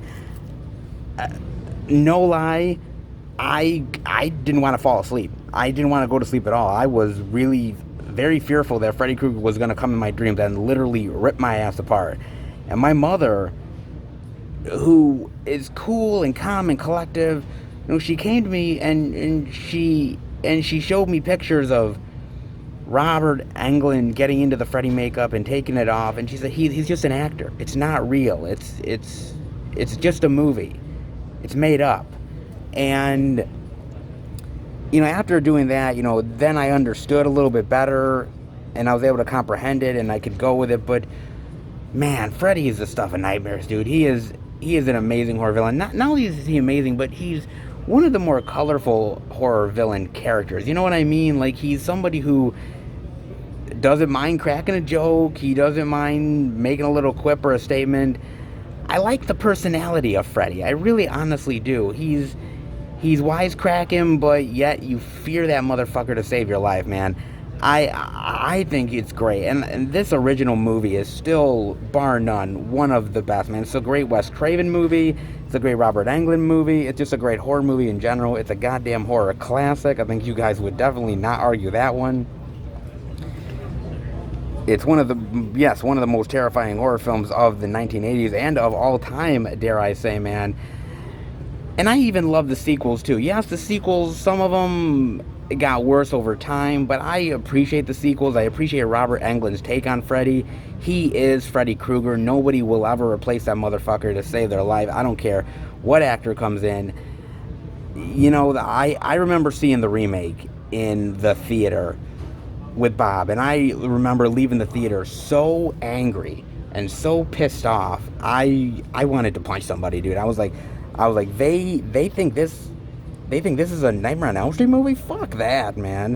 What bullshit that is, dude. I was fit to be tied, man. And Jackie Earle Haley, dude, I like Jackie Earle Haley, okay? I'm not gonna lie, but he is no, and I mean no, Robert Englund. No way, man. And the weird thing about this is that with Robert Englund in this role, he made the character what it is, man. He's as iconic as Freddy Krueger himself. Without him, this role is nothing, man. They tried to replace him in like part 2, and they brought him back because he just can't do it. Nobody can do it like Robert can. It's basically what I'm saying, guys. But it also has to do with Wes Craven, man, because Wes Craven is awesome, and Wes Craven still to this day, his filmography is fantastic, but it's Freddy that stands on top of the mountain. And the fact that he saw articles that this kid died in his sleep, and he made up this character of Freddy, and he brought an icon to the screen. Dude, Wes Craven will always be a horror legend in my mind, a wonderful filmmaker, and this movie proves that nightmares can exist on the big screen. It's inventive, it's scary, it's terrifying, and it has one of the best horror icons of all time, man. I can't say enough about Nightmare on Elm Street. So good. The only problem is that there has been so many editions of A Nightmare on Elm Street on the market, man. I mean, literally every single year, I think like 1 or 2 new editions come out, right? Like, there's been multiple VHS editions, multiple DVD editions, multiple Blu-ray editions. It's just like continually coming out. I'm gonna hold off, guys. I mean, as much as I love A Nightmare on Elm Street, and trust me, I friggin' love it, I'm eventually waiting for a whole entire box set of the Nightmare on Elm Street series. Like, I look at the Friday the 13th series and I'm like, oh man, when are we getting a Nightmare on Elm Street set? And I'm just hoping, I'm praying, man, that maybe come next year we may get an announcement on a huge Nightmare on Elm Street box set. Man, I'd love to see it, dude. I would love to see it completely, man. I mean, if they were able to pull off, and I mean Scream Factory, if they were able to pull off a Halloween box set, and now a Friday the 13th box set, they gotta do it for a Nightmare on Elm Street, man. God, I'm hoping it. I really am, man. I mean, if you only love the first film, fair enough. It's a great looking steelbook, man, and a lot of special features, dude. So Freddy's great. I love Freddy. He's a horror icon for a reason. This film is legendary. The series is legendary. And Robert Englund, never be forgotten. Awesome, awesome, awesome, sir. Great, great, great goddamn Steelbook. And then the next thing I'm seeing is they have a 4K Ultra HD Blu-ray digital only at Best Buy Project Pop Art Steelbook for $44.99, which includes both 21 and 22 Jump Street. Not bad looking Steelbook, honestly. Pretty decent, I would say. Jump Street. Not bad. You know, what's interesting about this is that both of the movies were really incredibly successful. I mean, really, they made a ton of money at the box office. Fans really loved it. Critics were pretty decent to it. And I'm kind of surprised we never got a third film. I mean, really, at the end of 22 Jump Street, they kind of sort of goof around on sort of the sequel idea. And they do all these sort of crazy concepts. And I thought that was sort of their way of sort of almost like saying, yeah, we hear ya. You know, all these jokey sequels and everything we can do with it. But I kind of wanted a third film in the series, man. And weirdly enough, they were supposed to do that. They were supposed to do that 21 Jump Street meets Men in Black movie. That was supposed to happen, and then the whole like Sony email scandal happened, and then that got turned upside down, and that never happened. Actually, I would have loved to have seen that movie, because what we got instead was Men in Black International, and that ain't a good Men in Black movie. I would have loved to have seen them made that movie and kind of joke around about Men in Black and sort of do it in sort of the jokey 21 Jump Street style. I would have liked to have seen it. Regardless, I would still love to see a third movie in the series. I really would. I don't know whether you guys would want to see it, but I still would actually be very interested in seeing that, man. I really honestly would. I'm kind of curious what you guys think of that. Do you think we'll ever get a third film? Like, Jonah Hill is still very popular. Channing Tatum is popular. I mean, people still love these movies, so why not make a third one? It just kind of makes sense to me, but I don't know. I'm not the studio executive. I'm not in charge of marketing or whatever, but I don't know. I mean, it seems like a no-brainer to me, right? Interesting looking Steelbook, though. For all you Jump Street fans out there. And I don't see anything about special features on here. I'm assuming they've got to be on the discs, right? Hopefully. I mean, like I said, it's a great 2-movie series, and I love it. I think it's funny as hell. I think the characters are really cool. It's hilarious. I love the camaraderie between Hill and Tatum. Ice Cube is funny as hell. I mean, it's got a lot going for it. I mean, if you guys have never watched it, take the whole Jump Street label out of it and just watch it as a comedy with these two guys, and it is hilarious, man. I do hope one day we get a third film, though, but well, at this point, I'm certainly not holding my breath. And then over here, guys, we've got Hocus Pocus 4K and Home Alone 4K, both for $22.99. Of course, the Home Alone Steelbook for $27.99. You have got to be fucking kidding me. Ah, really? Seriously? Like, come on, man. Like, honestly. They're all out of the goddamn Steelbook. Really. Oh my god. Dude, this is just like last time. Like, do you remember the last Steelbook that Best Buy had of Hocus Pocus? And they completely like sold out of it. Like, everybody was grabbing that thing like crazy, and yet we have another situation, the same thing, man. That is nuts, dude. Oh man, that is crazy, man. Yet another Hocus Pocus Steelbook that is lost forever. Oh my god, man. Nuts, dude. Oh, breaks my goddamn heart. It breaks my motherfucking heart. Why? Guess it's time for me to go back on the hunt. Oh boy. But honestly, speaking of Hocus Pocus, man, I did hear rumors of them doing another film, like a sequel.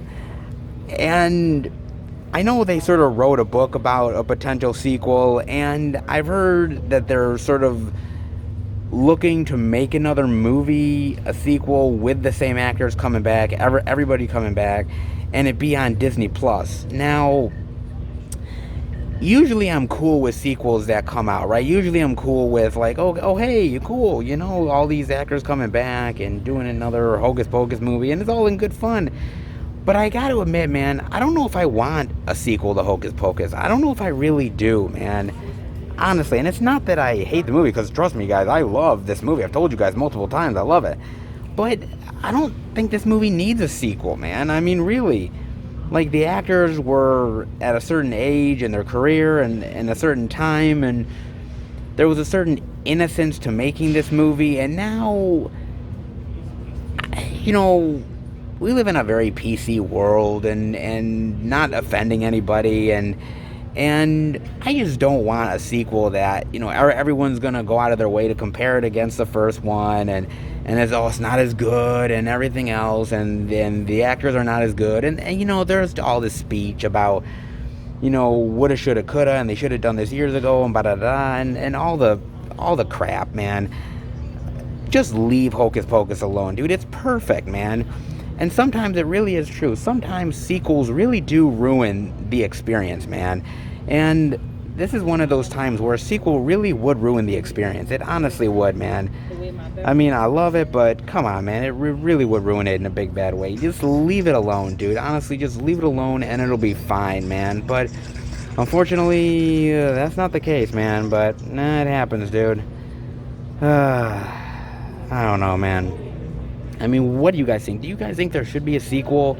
I mean, really, do you guys think there should be another one in the series, especially going to Disney Plus? I don't think there should be, man. I really don't.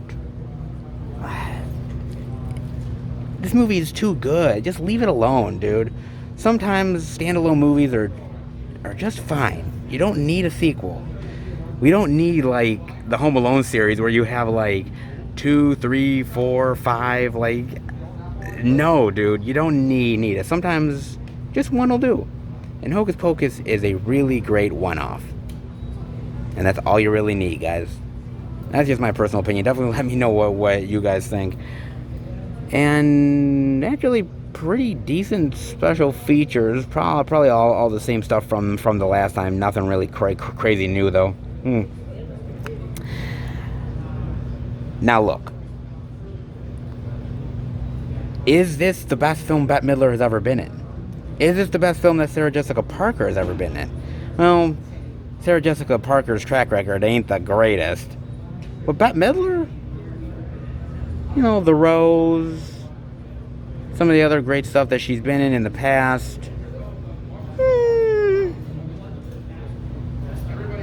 Like Beaches and everything. I mean, come on. I mean, she's done a really good stuff, but it's high up there. I mean, come on, I'm Jewish, my mother's Jewish, so I'm kind of predisposed to like Bette Midler anyways, but come on, still pretty interesting. Hocus Pocus. If you're looking for a good little witching fun, and yes, pun intended, give Hocus Pocus a look. And speaking of steelbooks, let's look at this Home Alone steelbook for a second, shall we? Not a bad looking steelbook, actually.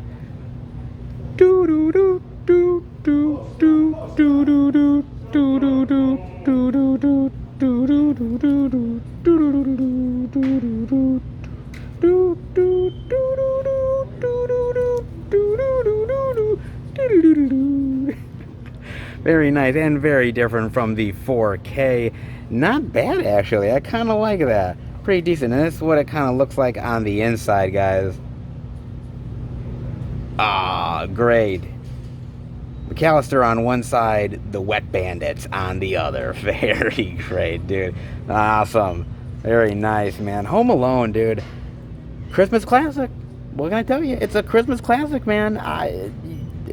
Undeniable.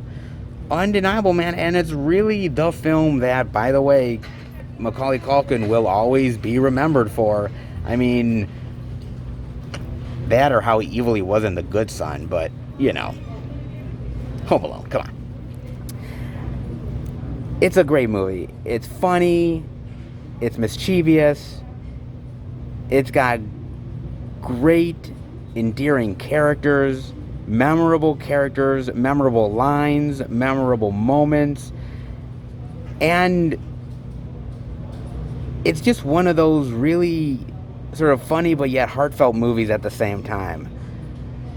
The lessons about family and not being alone for the holidays and sort of the things that truly matter in life. I mean, there's a lot to chew on with Home Alone, man. It's family fun. Adults can love this. Kids can love it. It's clever. It's imaginative. It's humorous. And it gives you that great sense of Christmas feeling that I think everybody enjoys when watching Home Alone. I thought it was so well done, so amazing. Chris Columbus directing this movie did a great job.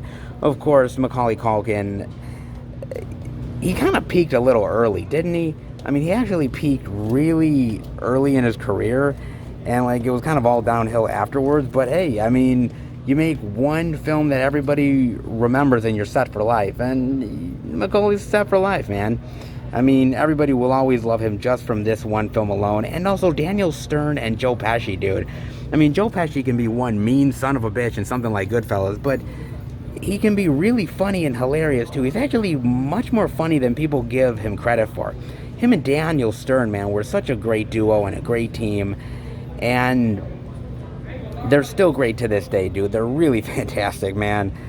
It's a great movie, and it's something that I definitely revisit every holiday season. I don't really have, quote-unquote, like, Christmas classics exactly, but there's favorites that I watch every single year, and Home Alone is definitely one of them, along with A Christmas Story. Movies that just kind of get you in that great mood, and this is definitely one of them, man. Now, mind you, not all of the sequels are great either. Like, the second one, him as stuck in New York, I actually kind of like, man. I like the story of him being in this hotel. I like the addition of Tim Curry. I like the Wet Bandits coming back. I actually think that's a really fun sequel. Doesn't get as much love as Home Alone, obviously, but still pretty good. And I have no idea. I made a video once and I showed off Home Alone 3. And I couldn't believe how much people really love Home Alone 3. Like, Home Alone 3, to me, the only redeeming value is that there's a really hot, like, Scarlett Johansson in the movie. Like, I'm like, that's it, dude. Like, besides that, the movie's, to me, a really mixed bag, dude. But, I mean, some people really like it. Crazy enough, man. Home Alone 3. Mind you, I've never seen Home Alone 4, and I believe there's a Home Alone 5 that I know I definitely haven't seen, man. You know what? I'll stick to the first couple of Home Alones. They got Macaulay. They got the Wet Bandits. They got a funny Joe Pesci. And I actually love it, though. They've actually done weird, like, episodes of these scientific shows where they have everything that Kevin did to the Wet Bandits. And they said, boy, the injuries that these guys would have, they'd actually probably be fucking dead with everything that this kid does to them. And I'm like, yeah, that's why it's called a movie. Because throwing paintballs at people and electrocuting them and burning their hand and setting their hair on fire and everything, like, it's not meant to be realistic. Not by a damn long shot. And if it is, then I wouldn't want to fuck with a kid like Kevin McAllister. Not in my fucking lifetime. Actually, could this movie actually be made nowadays? With sort of all the PC culture that is going on in the world, can this actually be made now? I mean, really, could we still have the same gags in this movie as we did back in the day? I don't know if we could, actually. We live in a very censored PC world. I don't know if Home Alone would fit the criteria nowadays. That's why I love movies from back in the day, because, you know, not as much political correctness. Not half bad, man. A very nice Steelbook. And again, really? Of course. Just my goddamn luck, guys. That's right. But hey, regardless, pretty nice selection so far, guys. Not bad. All right. Let's see if they got anything else to show off. Okay, so speaking of searching, guys, if you guys remember one of the videos that I did a long time back when the first Hocus Pocus Steelbook was completely sold out at all the stores, I drove 45 miles out of my goddamn way to go to one of the other Best Buy stores and drive 45 miles back just so I could pick up that Steelbook, which, by the way, I still have. Do I have to do the same thing this time? Well, thankfully, no, I won't have to, guys, because I ordered the Steelbook through BestBuy.com, because I actually looked on the Best Buy website while I was waiting here, and there is literally no Best Buy anywhere, even the one that I went to get the last Best Buy Steelbook, there, the Great Hocus Pocus one, that's all sold out. Like, there's literally no place, no Best Buy for over 200 miles that has the Steelbook. So, fuck that, man. I am not driving 200 miles out of my goddamn way for a Steelbook. So I decided, fuck it. I ordered it just now, so it's coming within a week, so I definitely will show it off to you then, but I'm not doing it, dude. No, I'm not driving 200 miles. I mean, I'm crazy, but I ain't that crazy, man. So yes, within a week, I will show off the Hocus Pocus Best Buy 4K Steelbook. I will. In the meantime, be patient. It is coming. Sometimes ordering online is better because, man, some motherfuckers when it comes to Hocus Pocus are brutal. This Steelbook game, oh man, it ain't for the squeamish. And then over on this side of Best Buy, I'm seeing they have the Blu-ray DVD of Weathering with You for $22.99, the limited edition Steelbook for $27.99 for all you anime collectors out there. Very nice. Well, this looks half bad. Now, look, I realize that there is a ton of untapped potential for me when it comes to anime. There are so many things that you guys have recommended to me, things like Avatar: The Last Airbender series and so much more, this Studio Ghibli stuff. I mean, so much stuff out there that you guys have recommended to me. And I know my girlfriend is trying to push me into it, and I think it's just got to be the right moment, the right time, and the right thing that's really going to get me engaged with anime, man. I thought back in the day watching something like The Animatrix was going to do it, but it didn't really. I mean, it's good, I enjoyed it, but it didn't blow my socks off. It didn't really, like, get me engaged with anime the way I thought it was going to.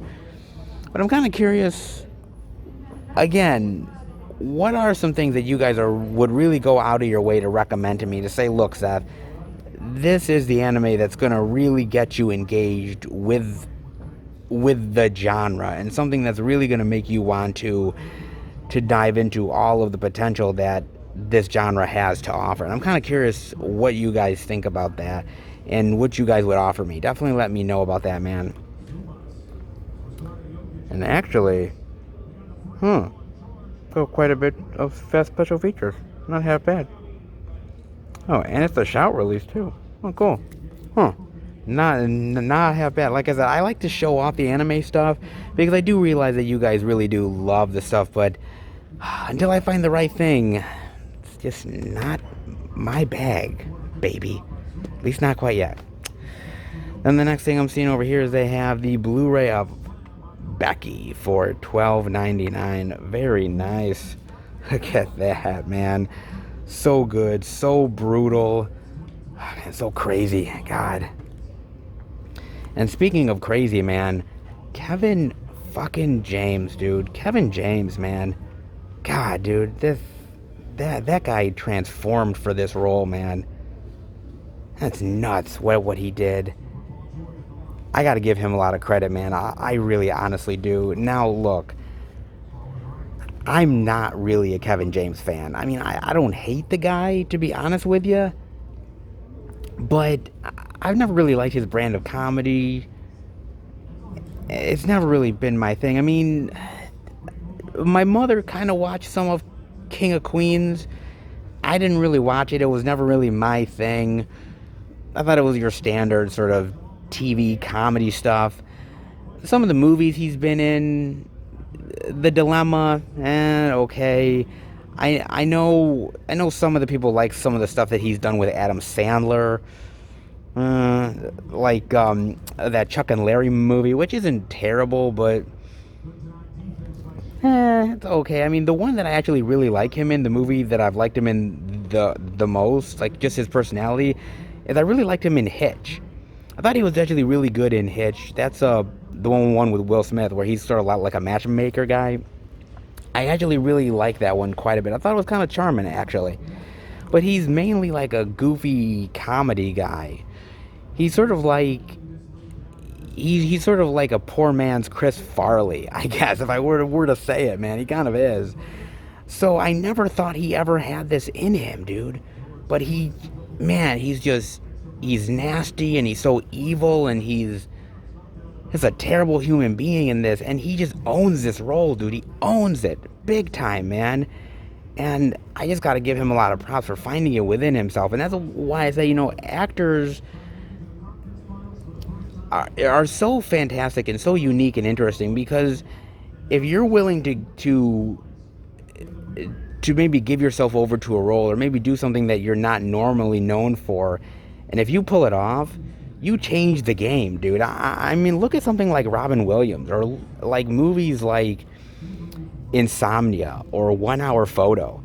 I mean, he was a comedy guy, and he still is the comedy guy, obviously. He always will be, but I mean, you look at those devious roles that he did, and you're like, well, he found something within himself. And it's the same thing here. You look at something like Jim Carrey as well. I mean, if you're a good enough actor, you can transform yourself into whatever role you want to. And look, I didn't think Kevin James had it in him. I really didn't. But he proved me wrong, man. And I was blown away by it. I mean, this movie needs to be seen just for Kevin James' performance alone. Fantastic. But also, the girl here is really fantastic as well. She's great. Man, the movie is brutal. The movie is unforgiving. It's basically Home Alone, if Home Alone was a horror film and just sick and twisted. And I can see why horror fans really enjoy it. I enjoyed the last half of it. Like I said, the first half, some of the family stuff, and his sort of woman that he's going to marry and her stepson. I was like, I didn't like that whole storyline. I didn't care for it. It was when Becky was like taking on these bad guys and trying to survive. That's when I was really engaged with the movie. But again, the action, the brutality, everything really works in this. Got to get past a little bit of a slow beginning, but boy, when it kicks into gear, it kicks into major high gear, man. Pretty damn good and pretty impressive, dare I say. No special features, and I wish there was. A commentary, making of something, but honestly, this is definitely worth a watch, because you guys are going to be blown away, man. Just how relenting and brutal this is, and how much of a pissed-off 13-year-old can really fuck you up, man. Trust me, this makes me not want to fuck with 13-year-olds anytime soon. Then I'm seeing they have more Ultraman here. For $27.99, they have 2 series, a movie, and a special, plus the digital as well, all for Ultraman. And that's Ultraman Ginja, the series, and the movie, Ultraman Victory included. My God, man, how much Ultraman is there? Jesus, man. Like, I keep on seeing Ultraman here at Best Buy, like, all over the place. There's all these new releases of Ultraman. Seriously, I gotta start finding out about this, man, because I keep seeing it constantly. I mean, there's gotta be something that's, like, screaming for me to look into this shit. What the? It looks cool, though. I'm not gonna lie. Like, the robot stuff kind of looks really interesting. It might be cheesy, but the designs are really cool. And then, look, I don't mind cheesy sci-fi, man. I mean, the shit I watch. I mean, come on, man. I see so much Ultraman around, dude. I mean, this must be a really popular franchise. I mean, really, how much Ultraman stuff I've seen over the course of like my time coming here to Best Buy, like I've seen a lot of it, dude. Wow. I mean, is this worth it? Definitely let me know. I mean, actually, is all of the Ultraman stuff worth it? Because there's a whole lot of Ultraman to dive into, man. So if it's not worth it, I wouldn't even try. But if it is, definitely let me know, man. It's wild. So much Ultraman, dude. It's ridiculous, man. They have that. They also have 21 and 22 Jump Street, both of the 4Ks, $19.99 each. They have Outlander Season 5 for $27.99. Not bad on that. Some cool special features as well. But I know the Blu-ray definitely has more special features added on top of it, too. And then... oh, Rocky. The Blu-ray Digital Limited Edition Steelbook for $14.99. Now, I heard rumors there was actually going to be a Steelbook at some point, but I didn't know when or, you know, if it was going to be available to show off, but okay, here it is, finally. I gotta admit, that is a really unique Steelbook, man. Quite a lot going on here. Brad and Janet, the lips, enter at your own risk. Wow, that's a really... plus it comes with a exclusive lithograph inside. Time warp. That's what it looks like on the inside. Oh, whoa. That's really fascinating to me, man. Look at this. Let's do the time warp again. That's so good, man. Oh my god, man. I've said it many times, dude, how much I love Rocky Horror. This is an experience. Let's be real. This is an experience, man. That's what this movie is. It's a movie that definitely... I mean, yes, we got the TV movie, but that was really tame. Okay, you can't make Rocky Horror like it is now. You can't do it, dude. Especially nowadays. You just can't do it, dude. You know, the hypersexualization, the perverseness of it. There's just so much to chew on with this, and it's so good, man. And Tim Curry is so iconic here. The music is iconic. I mean, there's so much going for this movie, and what's so weird is that this movie failed. Like, when it came out, nobody wanted to see it, and then when they did the midnight screenings, that's when, like, it really blew up, and people found it, and people made it into this cult status that it became. And this is one of those movies, one of the only ones that owes it to the fan base, and I mean really owes it to the fan base. Because if it wasn't for them propping this film up, it would be nowhere. It would be in obscurity now. This thing owes it to the fan base amazingly, and I think all the actors know that as well. It's become a timeless classic because of the fan base and the fan clubs and people going to those midnight screenings. People like me, people like my mother, my girlfriend, who keep this thing alive and in people's memories and in their minds. And it's amazing, dude. Nothing can defeat this. Nothing. It is going to be around for a lifetime, long past when I'm gone, and it's going to be enjoyed by many generations to come. I guarantee that, man. It's so great, man. Honestly, I went to the midnight screenings. I've loved it. The music is infectious. I think my favorite is Sweet Transvestite. It really is. Yes, Time Warp's really good. And also, I will say, you know, one that doesn't get a lot of love, one of the songs that doesn't, is actually Fay Ray. Great ending to the movie. I really love Curry's sort of somber tone when he knows that well, he thinks they're going to take him back, but they realize that he's not going back to the sexualized world of of the planet of Transylvania. So, no, he only wishes. It's so good, man. It's so odd and weird and perverse and in your face, but that's why I love it, man. And I'm gonna sit here and say it. I don't care what none of y'all say. I thought Tim Curry was sexy, man. I'm throwing it out there. I thought Tim Curry was sexy as hell, man. He's the only dude that I've ever like thought like, okay, cool. All right, let's do this, man.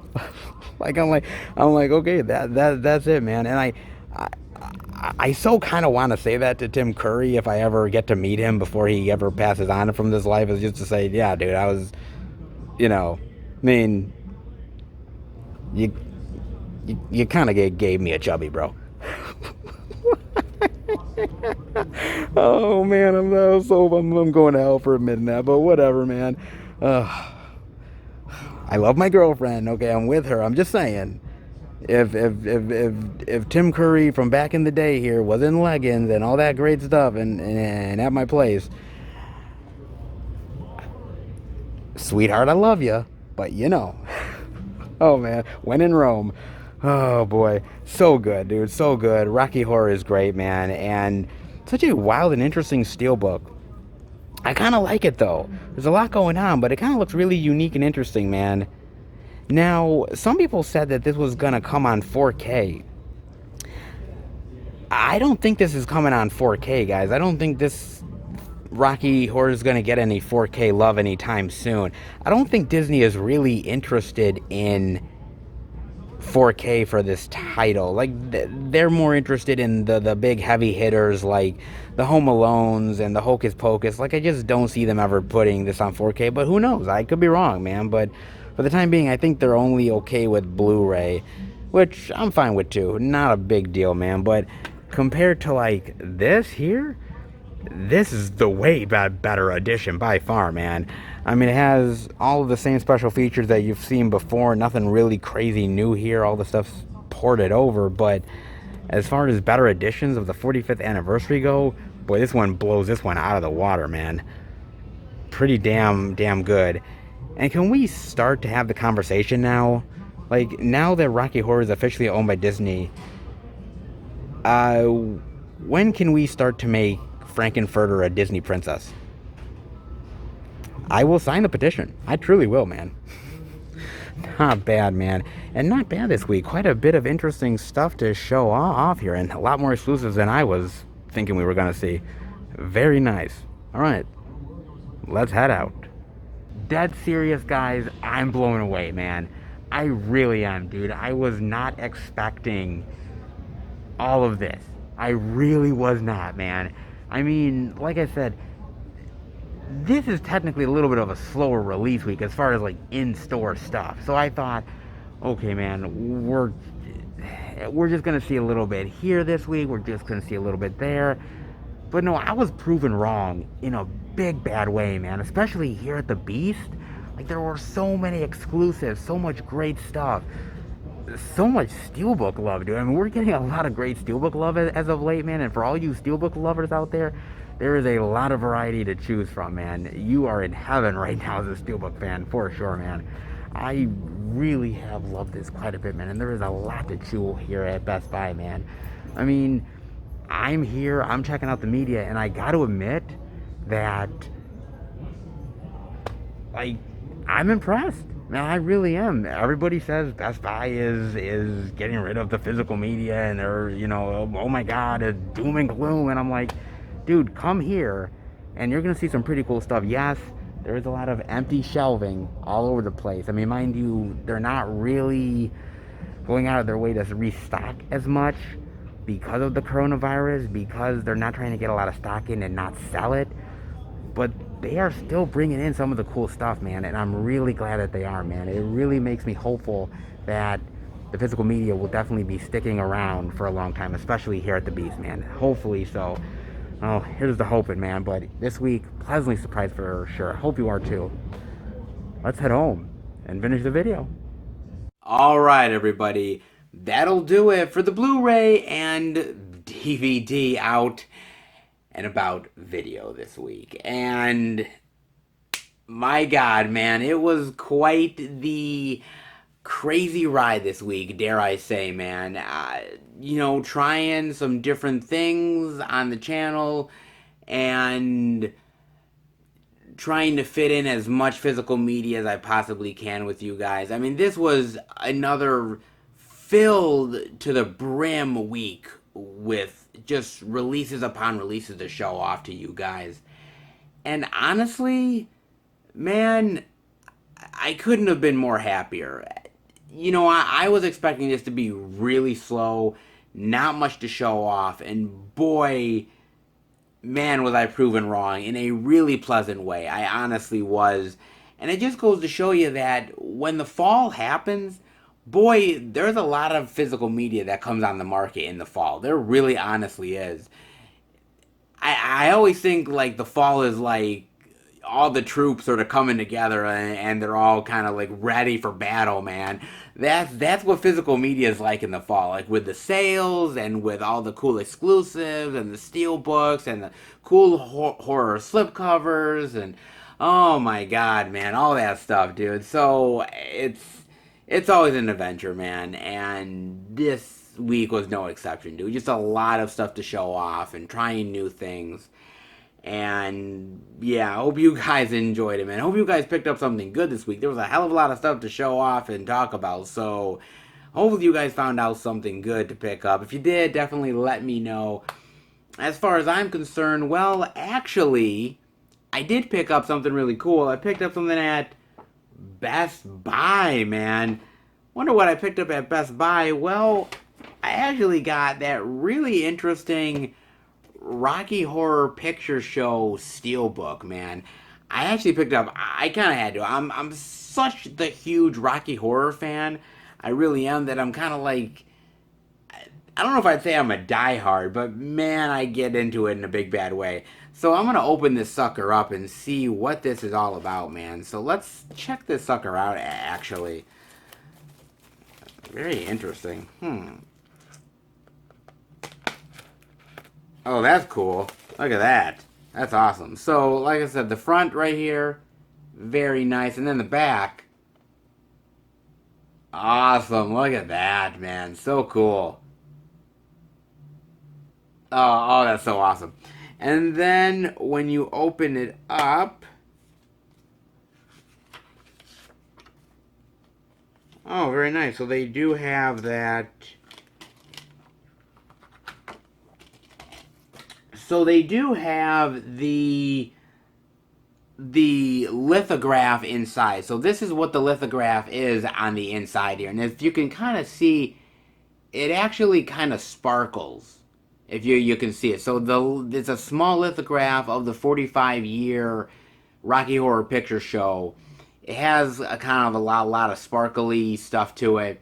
And it's just basically what the regular edition looks like, but just in lithograph form. So that's actually not bad, man. And again, they have the cool sort of time warp stuff there on the inside. Very nice, man. That's really cool, dude.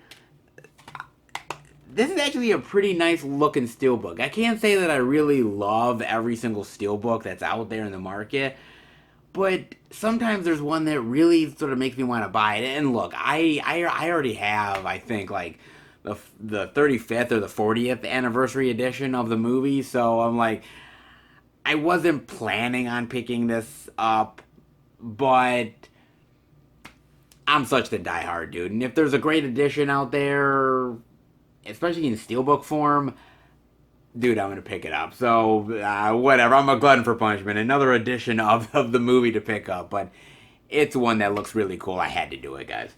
So I got that, but that is not all, guys. I actually also picked up a couple titles that got in the mail today. Stuff that you guys are definitely not going to find out until the pickups, but I wanted to show you guys regardless. And the first one that I got in the mail was actually a package from Diabolic DVD. They love me there, man. I'm always buying shit from them. This is actually a horror anthology released from Scream Factory. Now, this is one that I haven't watched in a long, long time, but it's a movie that I incredibly love, and I mean really love.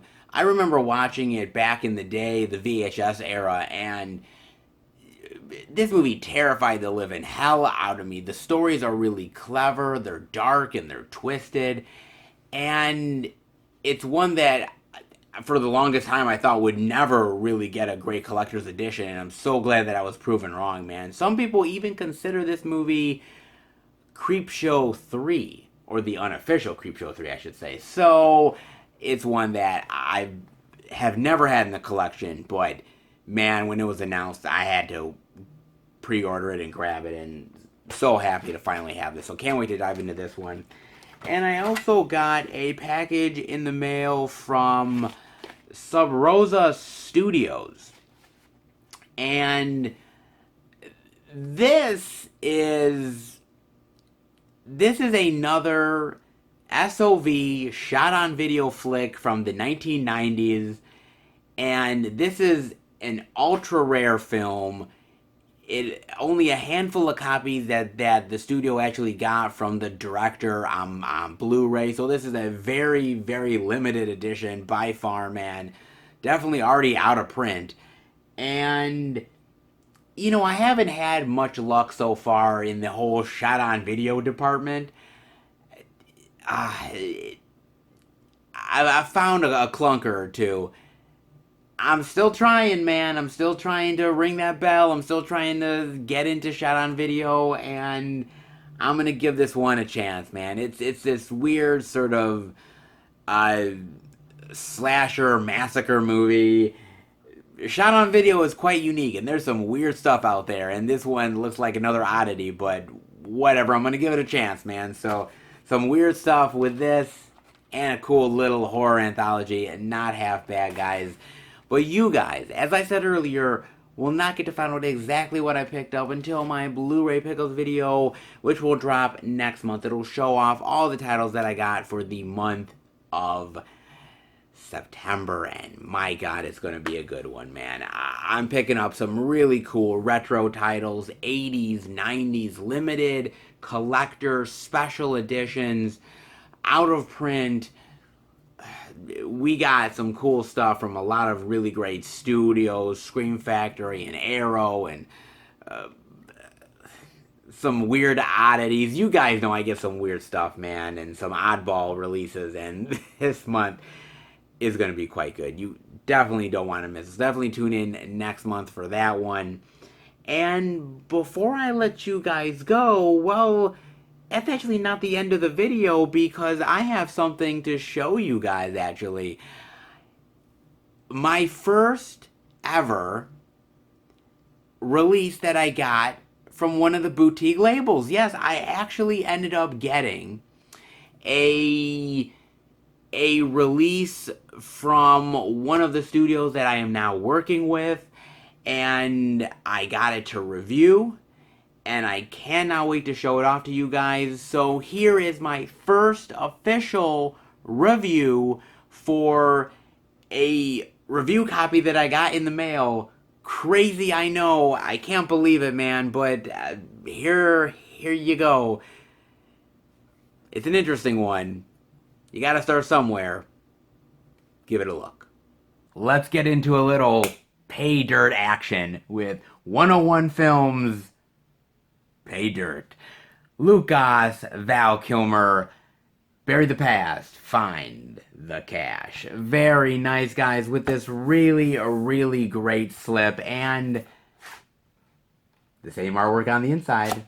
Not half bad, guys. Now, before I get into the movie, first of all, I want to thank Debbie for sending me out a review copy. I greatly, greatly appreciate it. Also, a big thank you to 101 Films for inviting me into the review family. I look forward to what's coming next, but in the meantime, let's get into Pay Dirt, shall we? Now, Pay Dirt is about this parolee played by Lucas, who is getting out of prison after 5 years or so, and he is setting the crew back up, getting all the people back together in order to retrieve this huge bag of cash that they stole years and years ago from this DEA bust gone wrong. On the flip side of that, you have a disgraced sheriff slash cop played by Val Kilmer, who, because of the DEA bust gone wrong, has basically been fired from his job and has lost all respect and everything he loves and cares about. And he is going after Lucas and going after this crew and getting his retribution. So on one hand, you have a heist movie. On the other hand, you have a revenge flick, and those two movies that colliding and coming together. Now, this movie is 82 minutes long. It breezes by, man. And I think for a movie like this, I think it needs to be short. I don't think you need a movie that's like 2+ hours long. It's fine to be a little short, intense, quick, and to the point. And this is definitely one of those movies. And I think there's a lot to like here. First of all, the crew itself is really great, man. The Brit, the Babe, the Brains, the Brawn, and the Badass. All of these personalities coming together. You get to find out how they know one another, how they end up stealing the money, the personalities. There's some really great humor in here and some really great character moments where you get to know them. I mean, when the movie is 82 minutes long, you don't have time to dick around. You really don't. So, you have to be very quick and very engaging. And I think them introducing these people in the way they did, I think really worked.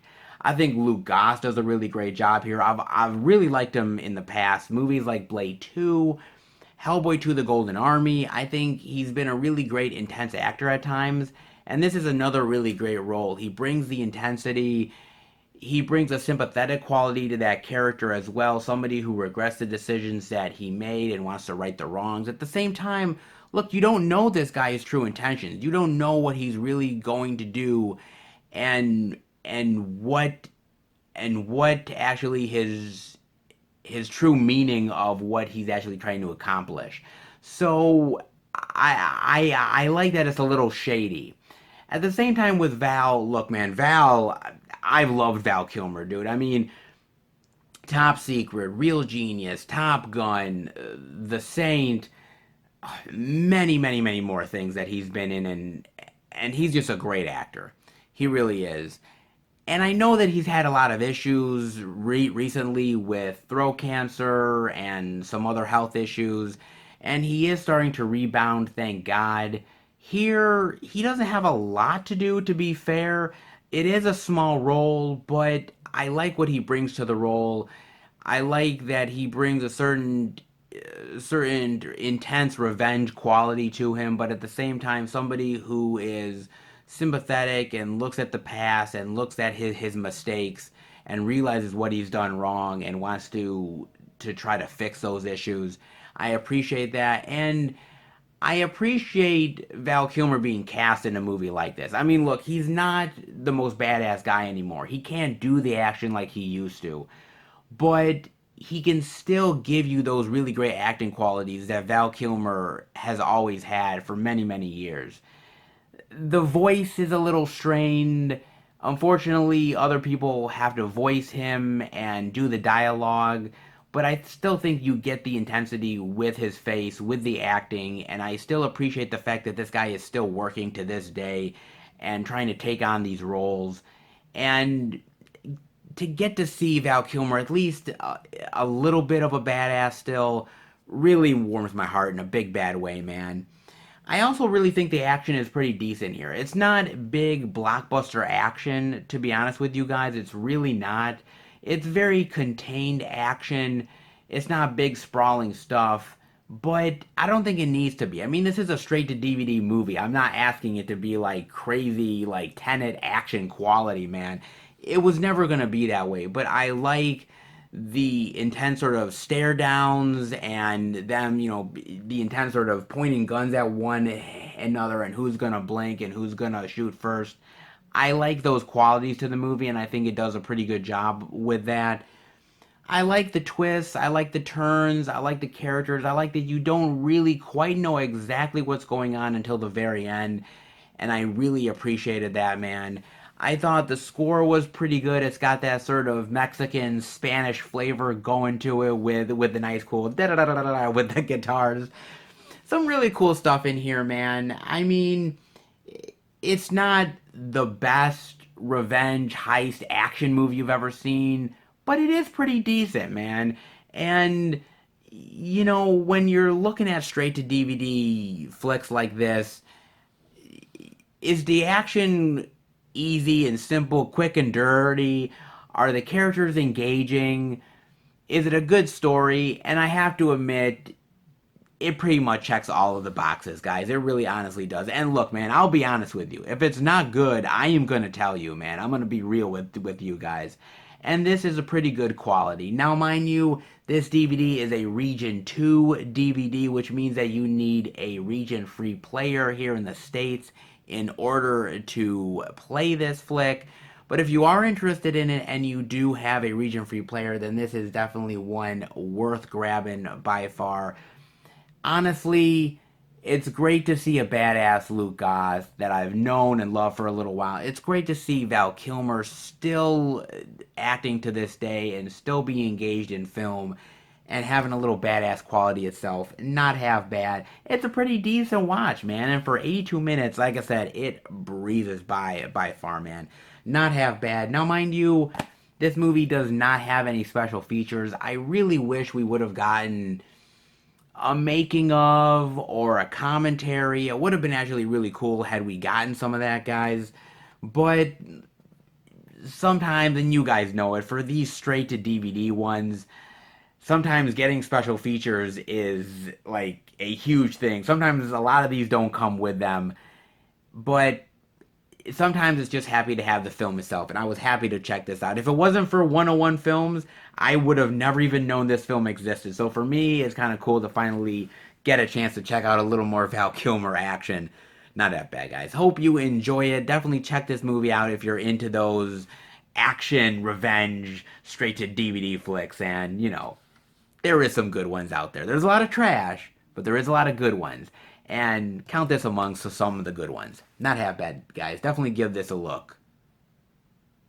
Pay dirt. Well, I hope you guys enjoyed the review. It's really weird to get in review copies, man. It's really weird, dude. I'm not gonna lie, man. When I got it in the mail, at first I actually didn't know what I got. Because I'm looking at it, I'm like, wait a minute, what did I order? Like, and I was so, like, thinking to myself, I'm like, wait a second, this is really odd, man. I definitely didn't order this. And then I was like, oh, yeah, okay. Yes, of course, I asked for the review copy, and I just sort of remembered it.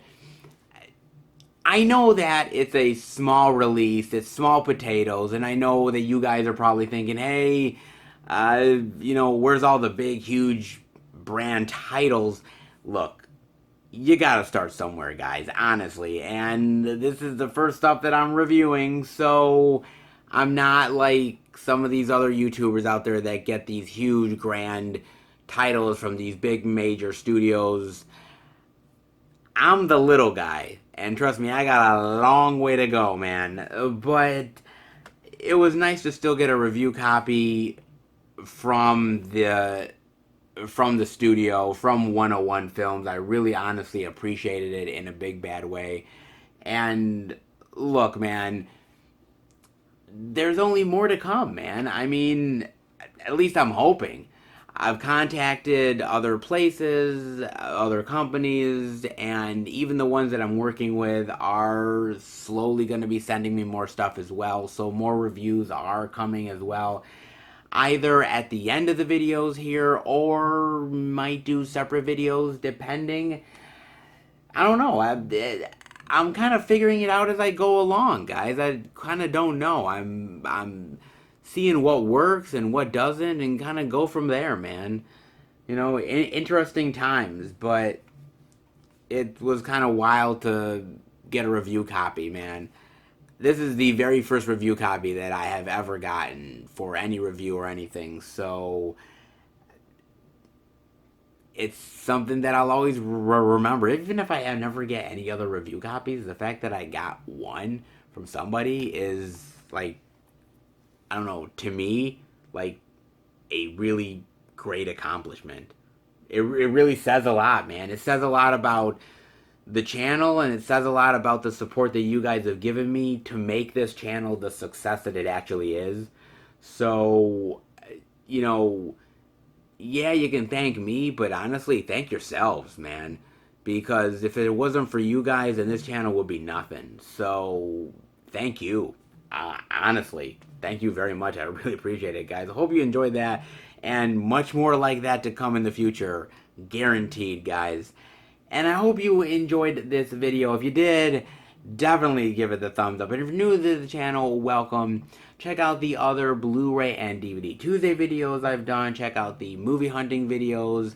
Check out the Blu-ray pickups, the theatrical movie reviews, the live streams, and much, much more. If you're a fan of movies and physical media, hit subscribe and become a part of the Film Fan Nation.